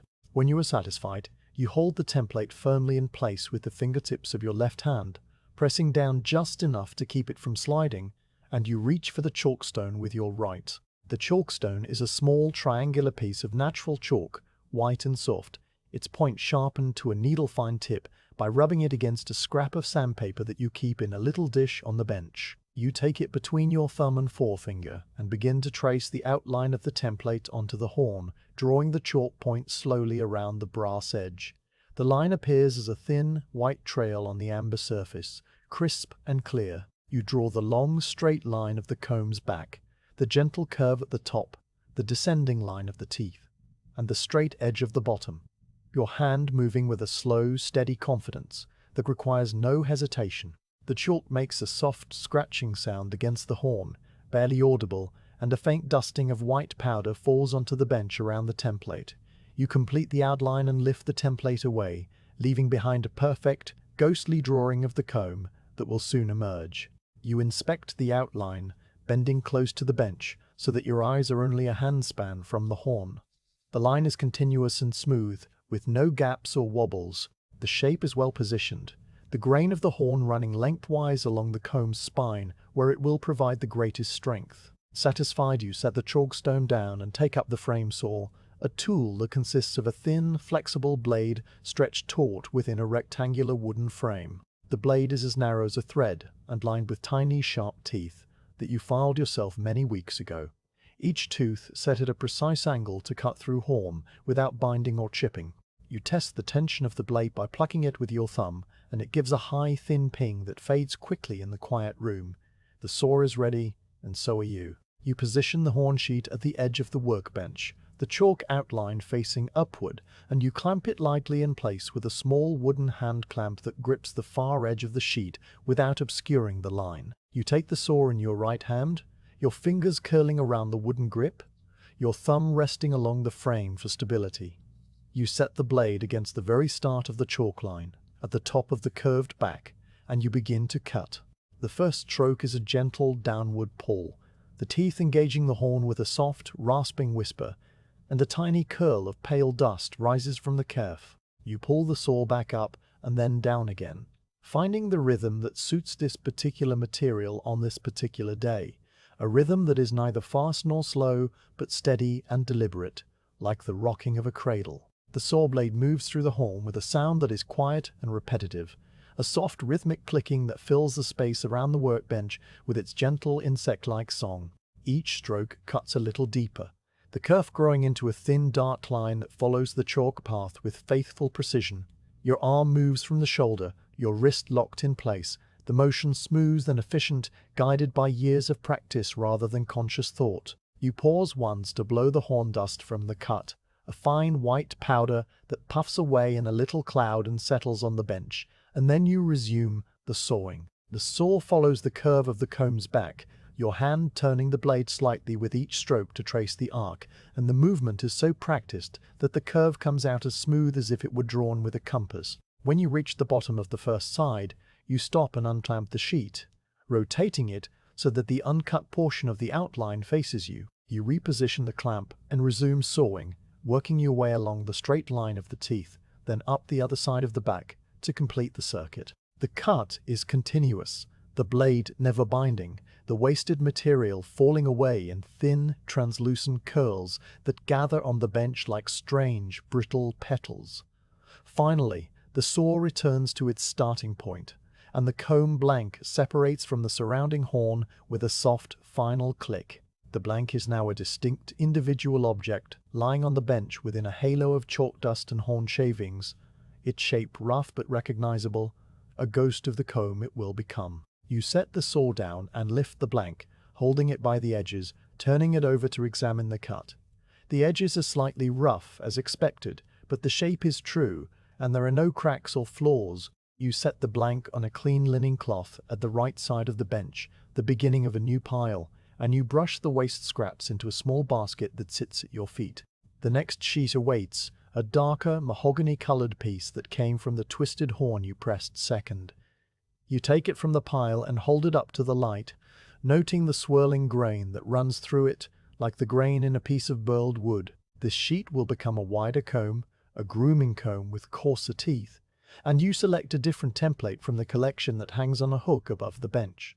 A larger brass shape with a straighter back and a row of broader teeth. You lay the template on the horn, shifting it until the most attractive grain pattern falls in the center of the comb's back, and you trace the outline with the same careful, flowing motion of the chalkstone. The process repeats, the same quiet sequence of positioning, marking, confirming, and then the saw takes over once more, its fine teeth biting into the dark horn with the same soft, rhythmic clicking. The sound is soothing, a constant, gentle murmur that accompanies your thoughts without interrupting them, and you fall into the rhythm of cutting as easily as you fell into the rhythm of pressing, the work flowing through your hands like water through a mill race. Sheet after sheet, you cut comb blanks from the pressed horn, selecting the appropriate template for each one, based on the size and thickness of the material and the quality of the grain. Some sheets yield a single large blank, others allow you to nestle two smaller shapes side by side,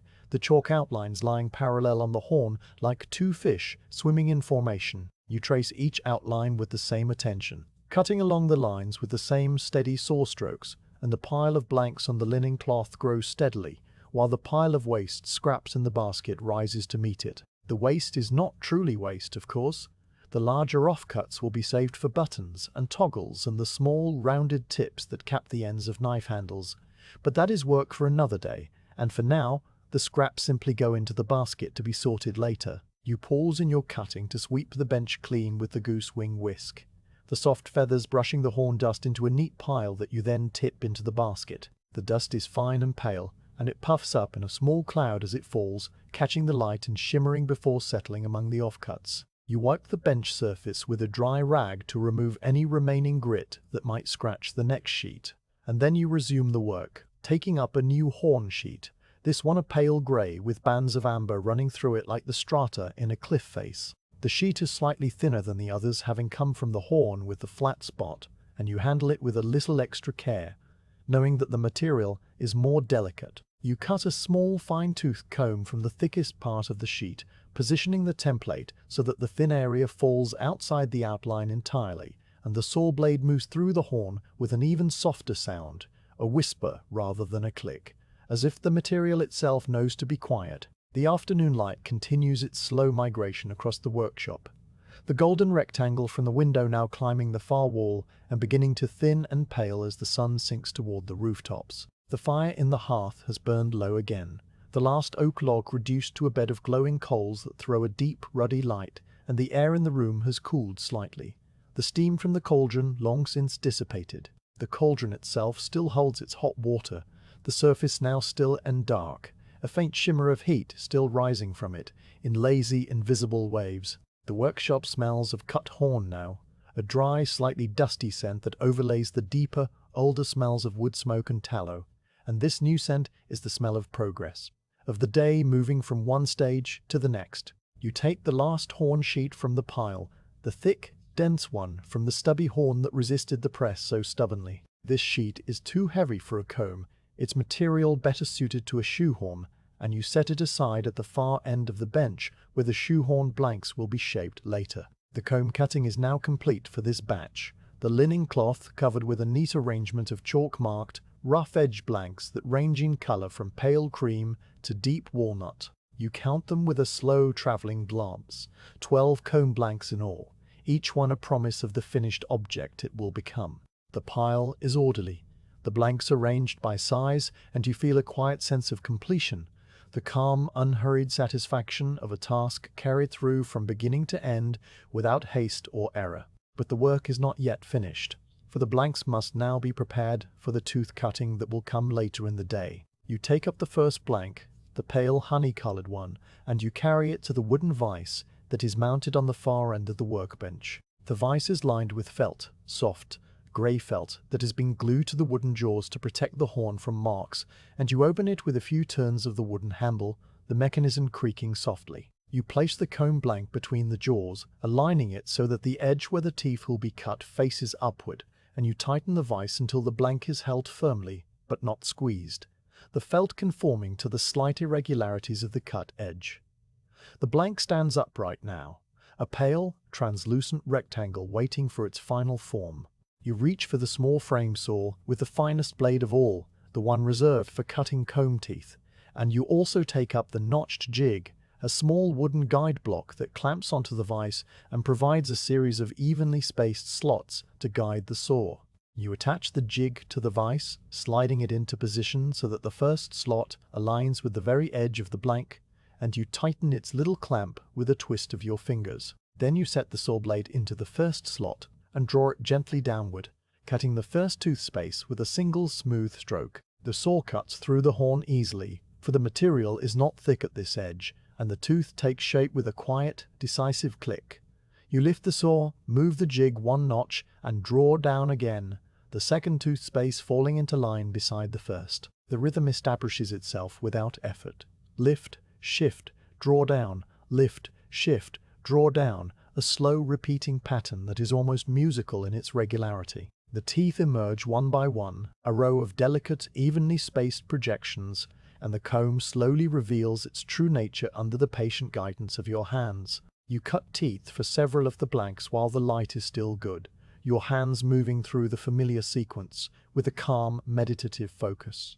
But the full tooth cutting of all 12 blanks will take many hours, and the afternoon is now waning, the window light growing thin and golden and full of floating dust. You decide that the remaining teeth can wait until tomorrow, when the light will be fresh and your hands will be rested. You finish the blank you are working on, a small child-sized comb with fine close-set teeth, and you lift it from the vise to admire the neat row of tiny projections.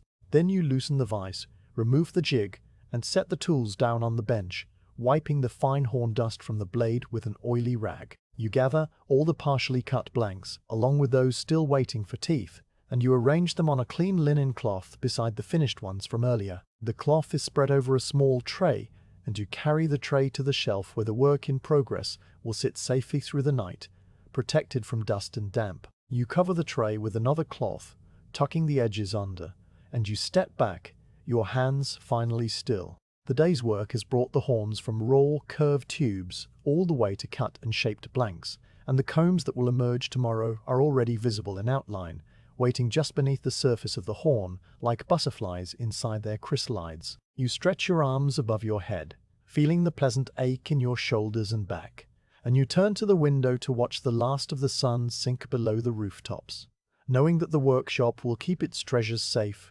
until you return to finish what you have so carefully begun. The morning light on the day of tooth cutting arrives soft and grey, the sun still hidden behind a bank of low cloud that mutes the early rays into a diffuse, silvery glow. You open the shutters with the same slow, familiar motion, and the workshop greets you with its quiet, patient smell of horn dust and cold ash. The tray of comb blanks sits on the shelf exactly where you left it, covered with its linen cloth, and you lift the cloth away to reveal the orderly rows of cut shapes, some with teeth already started, some still waiting as smooth-edged blanks. You run a fingertip over the nearest blank, feeling the cool, dense surface, and you can sense the comb hiding just beneath the roughness, waiting for the final patient work that will set it free. The fire is rekindled with a small, economical flame, just enough to take the chill from the air, for you will not need the great boiling heat today. The tooth cutting is a delicate, quiet task that requires good light and a steady hand, and the workshop feels calm and ready. You settle onto the stool at the workbench, drawing it close to the wooden vise with its soft felt jaws, and you lift the first blank from the tray, the pale honey-colored one that you began the day before.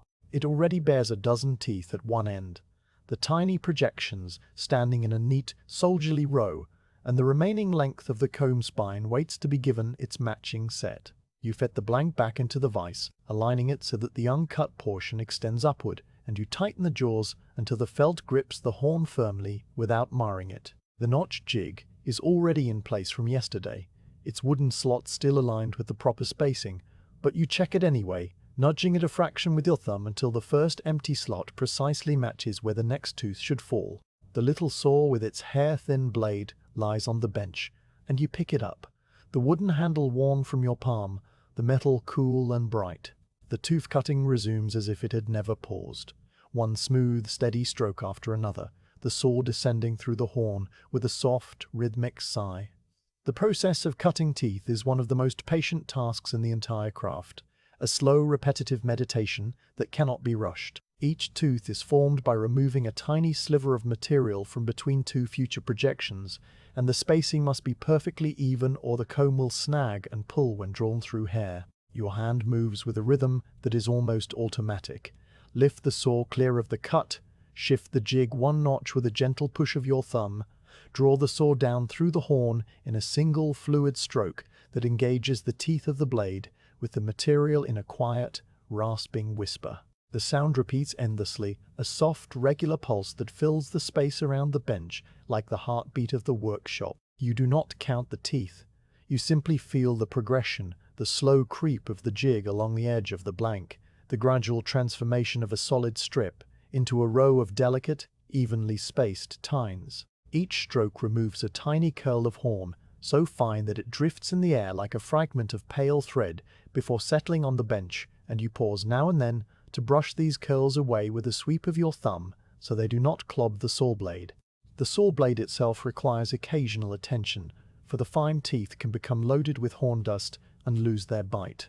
You keep a small, stiff-bristled brush on the bench, and every dozen strokes or so you lay the saw down, take up the brush, and clean the blade with a few quick, light passes along its length. The dust puffs away in a tiny cloud, and you test the blade's sharpness by touching the teeth lightly with your fingertip, feeling the tiny, needle-like points that catch on the ridges of your skin.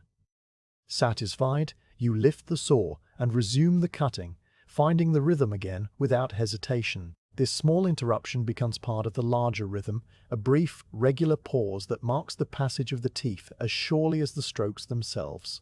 The comb slowly reveals its final shape under your patient hands. As the row of teeth lengthens, the comb begins to look less like a piece of horn and more like the useful, elegant object it will soon become. The teeth stand straight and even, their ends still square and blunt from the saw, and the solid spine above them arches in a gentle curve that fits the palm of a hand. You pause after finishing the last tooth and loosen the vise, lifting the blank out to examine it in the light. The teeth are all present, all straight, all evenly spaced, and you run your thumb across their tips, feeling the slight roughness that will later be smoothed away. The blank is now a true comb, rough and unfinished, but complete in all its essential parts, and you set it on the linen cloth with a quiet, inward sense of accomplishment, before reaching for the next blank in the pile. The second blank is the larger grooming comb with the broad-spaced teeth, cut from the dark, swirling mahogany sheet. Its teeth are wider apart than those of the fine comb, and the jig must be changed to a different guide block that has notches spaced more generously. You unclamp the fine-toothed jig and set it aside, then select the coarser jig from the collection of wooden guides that hang on a hook above the bench. This jig is slightly larger, its notches deeper and further apart, and you attach it to the vise with the same careful alignment, checking that the first slot lines up with the starting edge of the blank. The saw blade is the same fine one, for it works just as well on wide gaps as on narrow ones, and you begin the cutting with the same steady, pulsing rhythm. The wider teeth emerge more quickly than the fine ones, each cut removing a larger sliver of horn, and the sound of the saw is slightly deeper, a lower, more resonant note that hums through the wood of the bench. The dark horn yields cleanly, the cuts smooth and regular, and the teeth stand out against the light with a sharp, satisfying clarity. You work through the blanks one by one, changing the jig as needed for fine or coarse teeth, adjusting the vise for each new comb, pausing only to clean the saw and brush the bench. The pile of unfinished blanks on the left side of the bench slowly diminishes while the pile of toothed combs on the right grows, the combs arranged in a neat stack with their teeth interleaved to protect the delicate points. Each comb is a small triumph of patience, the result of many hundreds of saw strokes, each stroke as careful and deliberate as the one before. You do not think about the number of strokes or the passing of time. You simply inhabit the rhythm, letting the work carry you forward in a slow, steady current. The light from the window brightens as the morning advances, the grey cloud thinning to let through a pale, watery sun that illuminates the bench with a cool, clear radiance, perfect for fine work. After the last comb has received its full set of teeth, you set the saw down and flex your hands, opening and closing your fingers, to ease the slight stiffness that has settled into the joints. The tooth cutting has occupied the entire morning, the hours dissolving into the repetitive, hypnotic dance of the saw and the jig, and the tray of blanks is now a tray of near-finished combs, each one awaiting only the smoothing and polishing that will come later. You cover them with the linen cloth to keep off the dust, and you turn your attention to the far end of the workbench where the thick horn sheets destined to become shoehorns have been waiting since yesterday, patient and still. The shoehorn blanks require a different approach, for they are not flat combs with teeth, but three-dimensional objects with a curved spoon-like shape that must fit comfortably against the heel of a foot. You select the heaviest horn sheet, the dense dark one from the stubby horn that fought so stubbornly against the press, and you lay it on the bench with its smoothest side facing up. The sheet is thick and substantial, its color a deep smoky brown with faint streaks of lighter amber near the edges, and it feels cool and solid under your palm. For the shoehorn, you do not use a brass template. Instead, you take up the chalkstone and draw the shape freehand, guided only by your eye and your memory of the many hundreds of shoehorns you have made before. The chalk line describes a long, elegant curve, narrow at the top where it will be held, swelling gently into a rounded, spatulate shape at the bottom where it will slide into a shoe. The line flows from your hand with a smooth, unbroken motion, the shape emerging from the horn as naturally as a leaf grows from a stem. When the outline is traced to your satisfaction, you set the chalk aside and take up a different saw, a slightly thicker blade with coarser teeth that is better suited to cutting the dense, heavy material. The frame saw for shoehorns has a deeper throat and a stouter frame, and its blade bites into the horn with a deeper, more deliberate sound, a low, purring growl that contrasts with the soft whisper of the tooth saw. You cut along the chalk line with the same slow, steady strokes, turning the horn as the curve dictates, the saw following the sinuous shape without deviating. The cut edges are rougher than those of the combs, the thick horn leaving a slightly jagged margin, but this is expected and will be smoothed away in due course. The shoehorn blank separates from the surrounding waste, a heavy, solid shape that looks a little like a flattened spoon, and you set it on a different part of the bench where the shoehorn work will continue. You cut the remaining shoehorn blanks from the thickest horn sheets, each one a slightly different size and curve depending on the original horn and the intended use. Some are large, broad shoehorns meant for a gentleman's riding boot, their blades wide and sturdy. Others are smaller, narrower, meant for a lady's slipper or a child's shoe. You trace each outline with the same flowing, unhesitating chalk line, and you cut each one with the same steady sawing strokes until a small flock of shoehorn blanks lies on the bench, their rough edges pale and their surfaces dark and glossy from the press. Now comes the shaping. You take the first shoehorn blank and carry it to the smaller vise that is set up on the corner of the bench, specifically for this purpose. This vise has jaws lined with soft leather rather than felt, for the shoehorn blank is thicker and can tolerate a firmer grip. You clamp the blank edgewise, the rough outline facing upward, and you reach for the spokeshave, a small woodworking tool with 2 handles and a curved blade that is ideal for beveling the edges of horn. The spokeshave is light in your hands, its wooden handles worn to a silky smoothness, its blade sharp and set to a shallow depth. You draw the tool along the edge of the blank in a smooth, sweeping motion, and the blade lifts a thin, curling shaving of horn away from the edge, leaving behind a smooth, gently rounded bevel. The sound of the spokeshave is a soft, singing scare, higher and purer than the saw, and the horn yields to it with a satisfying, almost buttery softness. You work your way around the entire perimeter of the blank, beveling first one side and then the other, until the edges are no longer rough and square, but smooth and gently rounded, pleasant to the touch. The flat shoehorn, however, is not yet finished, for it must be bent into a shallow curve that will fit the contours of a heel. This requires a delicate application of heat, enough to soften the horn without making it too pliable, or causing it to blister. You fetch a small pot of water from the pump, enough to fill a little iron saucepan that hangs on a hook over the hearth, and you set it to warm over the revived fire. While the water heats, you prepare a wooden forming block, a shaped piece of oak that has a smooth concave depression carved into its surface, the negative shape of the finished shoehorn's curve. The block is worn glossy from use, its depression polished to a dark sheen by the countless shoehorns that have been pressed into it. You set the block on the bench beside the hearth and wait for the water to steam, watching the tiny bubbles begin to cling to the sides of the saucepan. When the water is simmering gently, you take the first shoehorn blank and hold it over the steam with a pair of tongs, turning it slowly so that the heat penetrates evenly. The steam rises around the horn, and you watch the surface begin to soften, the rigid material relaxing under the influence of the moist, gentle heat.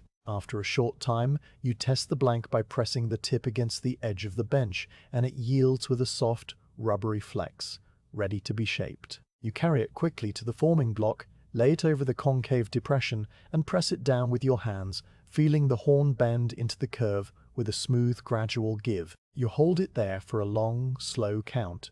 Your palms spread flat on the horn, and as it cools it stiffens again, retaining the elegant, shallow scoop of the block. When you lift it away, the shoehorn holds its new shape perfectly, a graceful, functional curve that will guide a heel into a shoe without catching or pinching. You set it aside and reach for the next blank, repeating the steaming and forming with the same careful, unhurried sequence, until all the shoehorns have been shaped and the bench is populated with a quiet collection of curved, dark blanks. The shop is now in the deep, quiet lull of the early afternoon, the sun having burned through the cloud and now streaming in through the window in a broad, golden swath that falls across the bench and illuminates the finished blanks. The combs lie in their neat stack under the linen cloth, their teeth cut but still rough, their backs smooth and curved. The shoehorns, shaped and beveled, wait in a row beside them, their spoons catching the light and throwing soft, dark shadows. You stand back and survey the work with a deep, quiet satisfaction that is all the more profound for being entirely internal, a calm, wordless acknowledgement that the most demanding part of the craft is now complete. What remains is the finishing, the gentle, repetitive labor of sanding and smoothing and oiling that will turn these rough blanks into objects of quiet, practical beauty. But that is work for the late afternoon, and for now you simply stand in the warm, dust-moted light, your hands still, your breath slow, while the workshop holds its peace around you and the tools on the wall cast their faithful, familiar shadows. The finishing work begins in the late afternoon, when the sun has softened to a deep golden color and the shadows in the workshop stretch long and slow across the flagstone floor. You've gathered all the cut and shaped pieces on the workbench before you, the comb blanks with their teeth still rough from the saw, the shoehorn blanks with their edges beveled but not yet smooth, and the whole collection waits under your hands like a promise nearly fulfilled. The finishing is the slowest and most patient stage of all, the stage that transforms a useful object into something pleasant to hold and to use, and you approach it with the same quiet, unhurried attention that has governed every step since the cold dawn when you first opened the shutters. This is the work that cannot be rushed, for the horn reveals its true beauty only under the gentlest and most repetitive care. You begin by preparing the sanding materials, which are stored in a shallow wooden box lined with felt and divided into small compartments. The box contains a series of sanding blocks, each one a rectangular piece of cork or softwood wrapped with a different grade of abrasive. The coarsest block is covered with a layer of fine pumice grit, glued to a piece of linen, the grit pale grey and slightly rough to the touch, and this will be used first to erase the saw marks and the deeper scratches left by the cutting tools. The next block is covered with a finer pumice, almost powdery, which will smooth the surface further. After that comes a block wrapped with dried shark skin, a material that is smooth to the fingertip but microscopically rough, capable of polishing horn to a soft, even glow. And finally, there are small strips of soft leather charged with a paste of powdered chalk and oil, which will be drawn back and forth through the comb teeth to smooth each individual time. You take all of these from the box and arrange them in a neat row on the bench, the order of their use as fixed and familiar as the sequence of the mass itself. The first comb, the pale honey-colored one with the fine teeth, is taken up and laid flat on a clean piece of linen spread over the bench to catch the dust. You pick up the coarsest sanding block, the one with the pumice grit, and you begin to work on the solid spine of the comb, the smooth arched back that will rest against the palm of a hand. Your hand moves the block in small, steady circles, pressing down with a light, even pressure that comes from the shoulder rather than the wrist, and the pumice bites into the horn with a soft, scratching whisper that is barely audible. The surface of the comb begins to change under this patient abrasion, the faint, swede-like texture left by the pressing boards gradually erased and replaced by a more uniform matte finish. You work your way along the entire length of the spine, your circles overlapping in a deliberate pattern, and when you pause to brush away the fine white dust that has accumulated, the horn beneath is smooth and even, the grain beginning to show through in subtle flowing lines. The edges of the comb require a different technique, for they are narrow and must be sanded without rounding over the crisp lines that define the shape. You fold a small piece of the pumice-covered linen into a thin strip and draw it carefully along each edge, back and forth, the motion short and precise, until the roughness left by the saw is replaced by a smooth, square corner that feels soft under the pad of your thumb. You test each edge with your thumb as you go, a quick, gentle stroke that tells you more about the progress than your eyes ever could. And when the thumb feels only smoothness, you move on. The teeth are the most delicate and time-consuming part of the sanding, each one requiring individual attention. You take up one of the narrow strips of abrasive leather, a thin, flexible tongue of cowhide about as wide as your little finger, and charged on both sides with the fine pumice paste, and you select the first tooth at the leftmost end of the comb. You draw the strip down through the gap between the first and second tooth, the leather sliding against the horn with a soft, sighing sound, and then you draw it back up, the abrasive gently smoothing the tiny saw marks from the sides of the tines. You repeat this motion for the same gap several times, the strip moving with a slow, steady rhythm, and then you shift to the next gap, the one between the second and third tooth. The motion repeats, each gap receiving the same number of strokes, the same patient attention, and the afternoon fills with the soft, rhythmic whisper of leather against horn, a sound so quiet and regular that it becomes a kind of silence in itself. This work continues for a long while, the comb moving slowly through your hands as you address each tooth and each gap in turn, and your mind settles into the deep, calm focus that comes with repetitive, precise labor. You do not count the teeth or the strokes. You simply work your way from one end of the comb to the other, and when you reach the last gap, you turn the comb over and begin again on the other side, sanding the reverse faces of the teeth with the same careful, rhythmic motion. The fine horn dust sifts down onto the linen cloth in a pale, soft layer, and you brush it away periodically with a flick of the goosewing whisk, keeping the work surface clean so that no stray grit can scratch the polished horn. The dust drifts in the slanting sunlight, a slow, shimmering snowfall that catches the gold of the afternoon and hangs suspended for a moment before settling. When the first comb has been fully sanded with the coarse pumice, you set it aside and take up the second sanding block, the one with the finer pumice that is almost silky to the touch. You repeat the entire process with this block, the circles on the spine smaller and gentler, the strokes between the teeth softer and more subtle, and the horn responds by taking on a deeper, smoother luster, the matte finish giving way to a low, even glow. The color of the horn seems to warm under the finer sanding, the pale honey tone deepening slightly, and you can now see the grain with perfect clarity, delicate, parallel lines that flow along the length of the comb, like the grain in a piece of polished wood. You run your thumb over the surface and feel a smoothness that approaches silkiness, though the true shine has not yet emerged. That will come with the shark skin and the oil. The shark skin block is taken up next.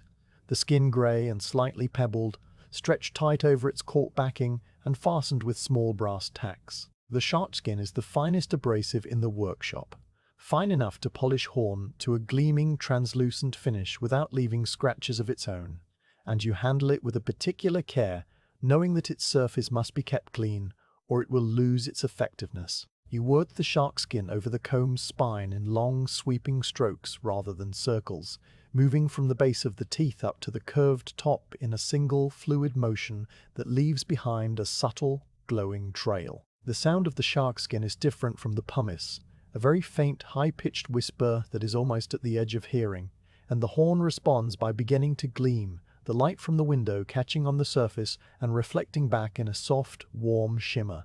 You work the shark skin between the teeth as well, using a thin, folded edge of the skin to polish the sides of each tine, and the teeth take on a smooth, glassy quality that promises a gentle passage through hair.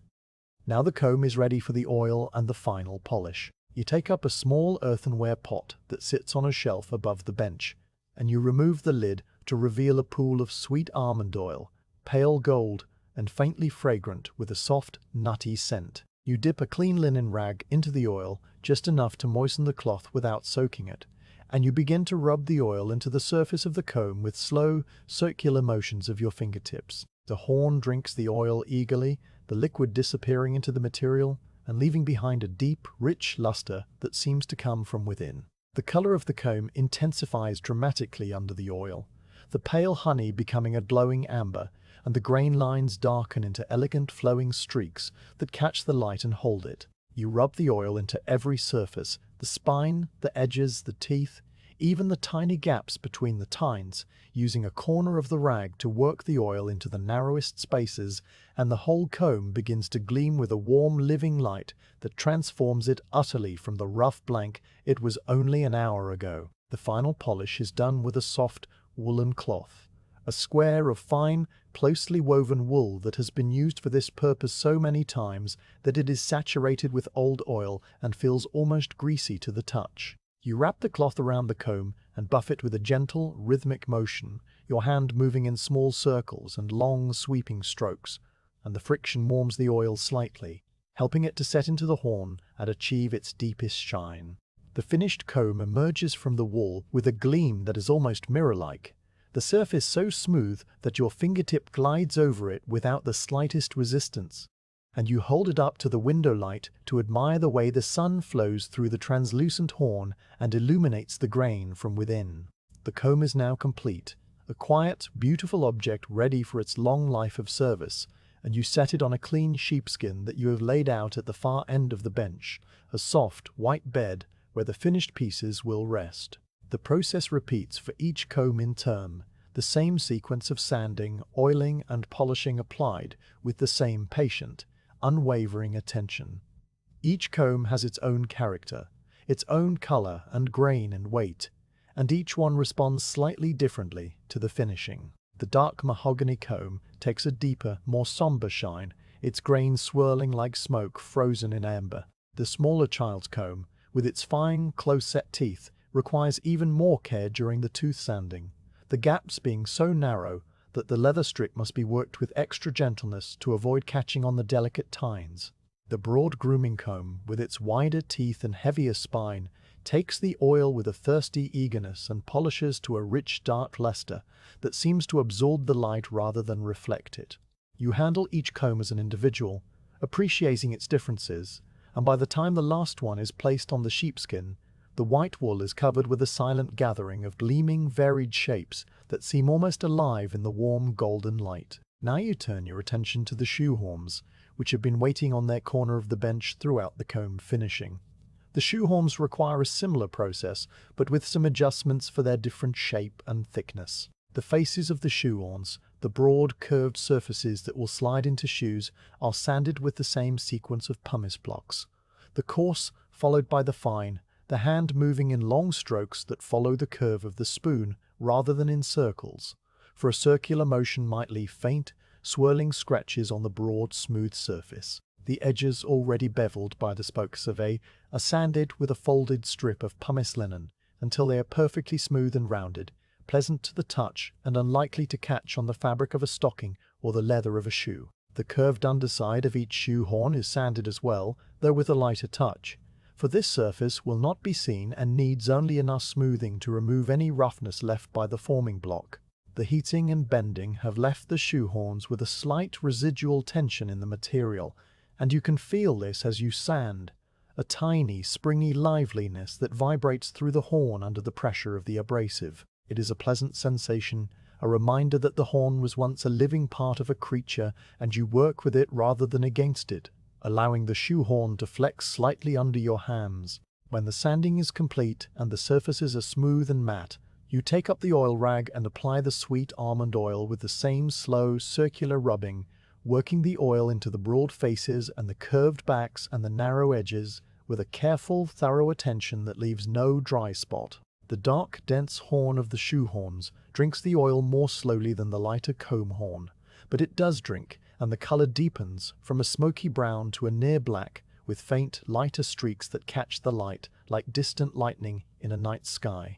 The final polishing of the shoehorns is done with the wool cloth, the buffing strokes longer and more sweeping than those used for the combs, following the length of the spoon from the narrow handle down to the broad, rounded tip. The friction of the wool warms the horn and sets the oil, and the shoehorns take on a deep, satiny sheen that is less brilliant than the comb's high polish, but equally pleasing in its own, more subdued way. You hold each finished shoehorn up to the light, turning it slowly to inspect the surface for any remaining scratches or dull spots, and finding none, you place it on the sheepskin beside the combs, where the dark curves and the gleaming teeth make a quiet, harmonious composition. The afternoon is now well advanced, the golden light thickening toward the amber glow of early evening, and the workshop has grown quiet and still around you as if it too is resting after the long labor. The sheepskin holds the full yield of the day's finishing, a collection of combs and shoehorns that gleam softly in the fading light, each one a small, perfect testament to patience and care.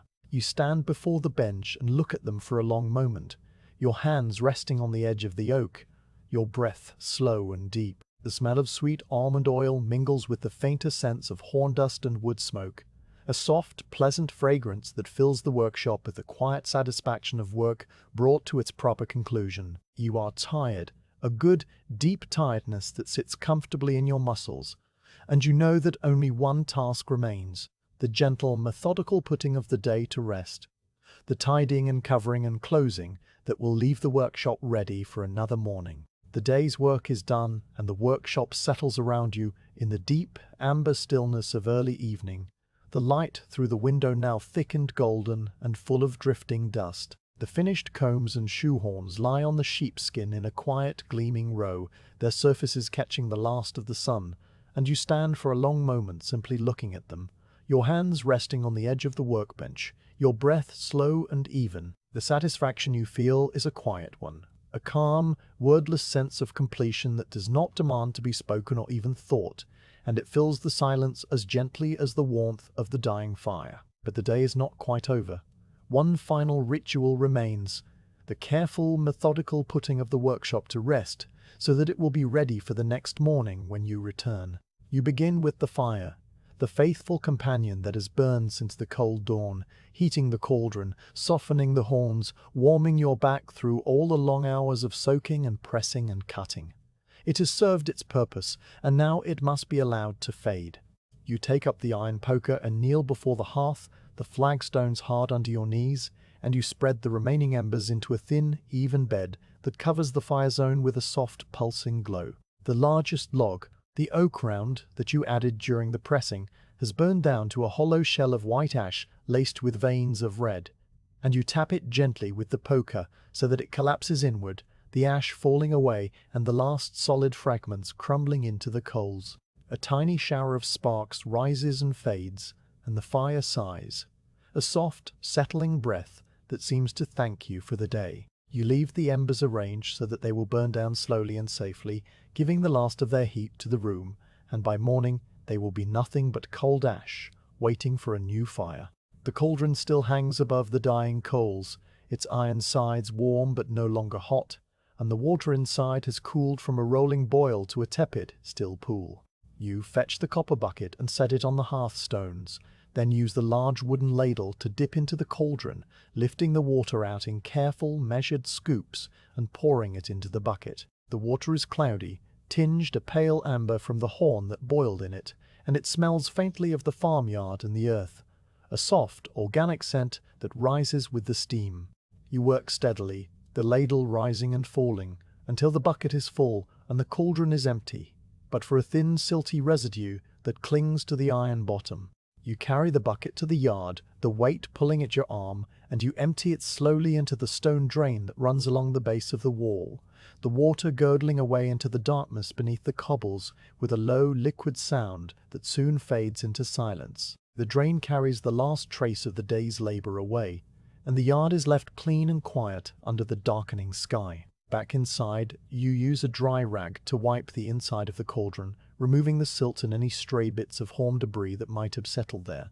The iron is warm and smooth, and the rag comes away stained a faint brown. You hang the cauldron back on its iron arm, positioning it so that it swings freely, and you leave the lid off to let the last moisture evaporate. The hearth is now tidy, the fire reduced to a bed of glowing ruby coals that pulse with a slow, sleepy rhythm, and the cauldron is clean and ready for its next use. You straighten up and brush the ash from your knees, then move to the workbench to begin the next stage of your quiet closing.